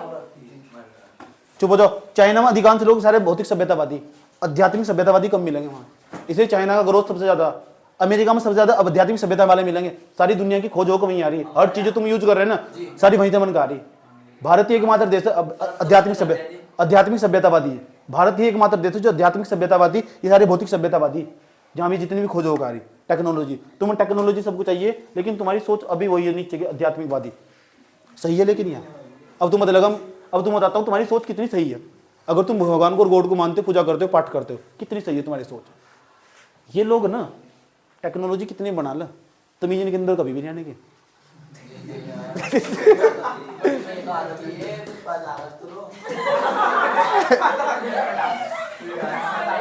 सुन दो ले, पहले ध्यान लगाएगा।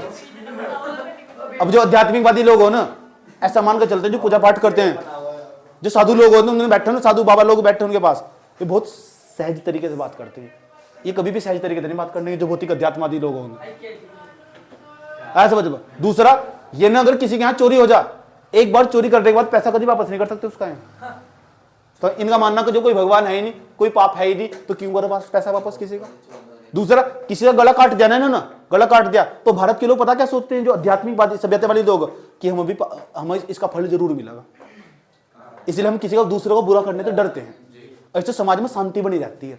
जो आध्यात्मिक सभ्यतावादी लोग हैं, यहाँ समाज में शांति बनी रहती है। समझ नहीं बात है? दूसरे जो भौतिक सभ्यता वाले लोग, ये मार काट तेज करते हैं, इन्हें पता कोई हमें रोकने वाला ही नहीं है। ये भी विश्वास ही नहीं करते, तो डरेंगे किस तरह? पता लग गया अब फायदा किसमें। इसलिए अल्बर्ट आइंस्टीन ने ना, सुन लो, अल्बर्ट आइंस्टाइन ने ना कहा था, वैज्ञानिक होते हुए वो भौतिक सभ्यतावादी था, तो कह रहा अगर भगवान नहीं है तो होना चाहिए, नहीं तो अनर्थ हो जाएगा।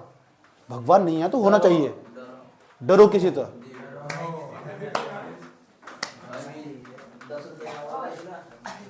बात समझ में आई? तो भौतिक सभ्यता और आध्यात्मिक सभ्यता समझ में आई? चलो आगे चलो, अगला क्वेश्चन। अच्छा, आग की खोज ना, आग की खोज एक बहुत बड़ी खोज मानी जा। क्यों मानी जा सर? आग के पीछे, इसी खोज के पीछे क्या कारण नहीं होंगे? नंबर फर्स्ट, पहले नंबर पर देखो, आग की खोज से क्या क्या हुआ। बेबी सुन लो जरा, आग की खोज से क्या क्या हुआ। आग की खोज एक बहुत बड़ी खोज मानी जाती है। ऐसा क्यों है? ऐसा इसीलिए आग की खोज एक बहुत बड़ी खोज इसलिए मानी जाती है। आग की खोज के पीछे कारण नहीं होंगे, शायद मनुष्य को बना भोजन स्वादिष्ट बनाना होगा। ये कारण हो सका। दूसरा ये हो सका कि जब आग की खोज हुई ना, तो जब आग, जहां आग जलती है वहां चांदना चांदना जाता चारों तरफ, रोशनी, अंधकार को रोशनी में परिवर्तित कर दिया। समझ नहीं बात? या दूसरा, इतनी बात बताओ समझ में नहीं है? ठीक, भोजन। उसके बाद दूसरा, ठंड से बचाने का काम आती है, पॉइंट नहीं है। लेकिन ये सारी चीजें क्यों हुआ? हम प्रकाश क्यों करना चाह रहे हैं? हम ना भोजन पकाना क्यों चाह रहे हैं? क्योंकि हम पेट भरना चाह रहे हैं। आग की खोज एक बहुत बड़ी खोज मानी जाती है। क्यों? क्योंकि उसने ना पेट भरता है हमारा। समझ में आया बात है? एक पढ़ता हूं, क्वेश्चन पढ़ता हूं इसका। पेट की आग बहुत बड़ी आग हो, सुन लो। आग की खोज एक बहुत बड़ी खोज मानी जाती है क्योंकि इसी खोज के पीछे प्रेरणा के मुख्य स्रोत रहे होंगे। आग की खोज मानव के लिए महत्वपूर्ण देने, आग की सहायता से मानव मांस भूनकर खाने लगा। आग से मनुष्य का भोजन पकने लगा। प्रकाश करने और सर्दी से बचने के में भी सहायता मिलती है। इसलिए मुख्यतः पेट की आग यानी भूख प्रेरणा का मुख्य स्रोत रही होगी। पेट की आग मुख्य स्रोत रही होगी। कोई पूछने लगे आग की खोज क्यों हुई? पेट की जो भूख है उसे मिटाने के लिए आग की खोज हुई होगी। समझ में आई बात? यार पूछने लगा तुमसे आग की खोज क्यों होगी? पेट की जो भूख है ना उसे मिटाने, मुख्य रूप से तो यही बात है। ऐसे समझ कि पेट की भूख को मिटाने के लिए शायद आग की खोज हुई होगी। बात समझ में आई? लेसन खत्म होगा। सभ्यता संस्कृति का मतलब समझ में आया? संस्कृत व्यक्ति और सभ्य व्यक्ति समझ में आया? कुछ नहीं पता लगा तो ये तो जाके लिख दोगे वहां से। जो नहीं खोज करता होगा, न्यूटन ने गुरुत्वाकर्षण बल की खोज करी, समझ नहीं बात? या कोई दिक्कत है? इतना भी नोट कर लो, ये भी बहुत बड़ी चीज है। अच्छा एक काम करना, ध्यान तो सुन लेना अच्छे तरीके से, मेरी बात सुन लो। कम से कम 4 से लेकर 5 बार इसी वीडियो देखनी तुम्हें। अच्छा बुझा दिमाग में सब चीजें।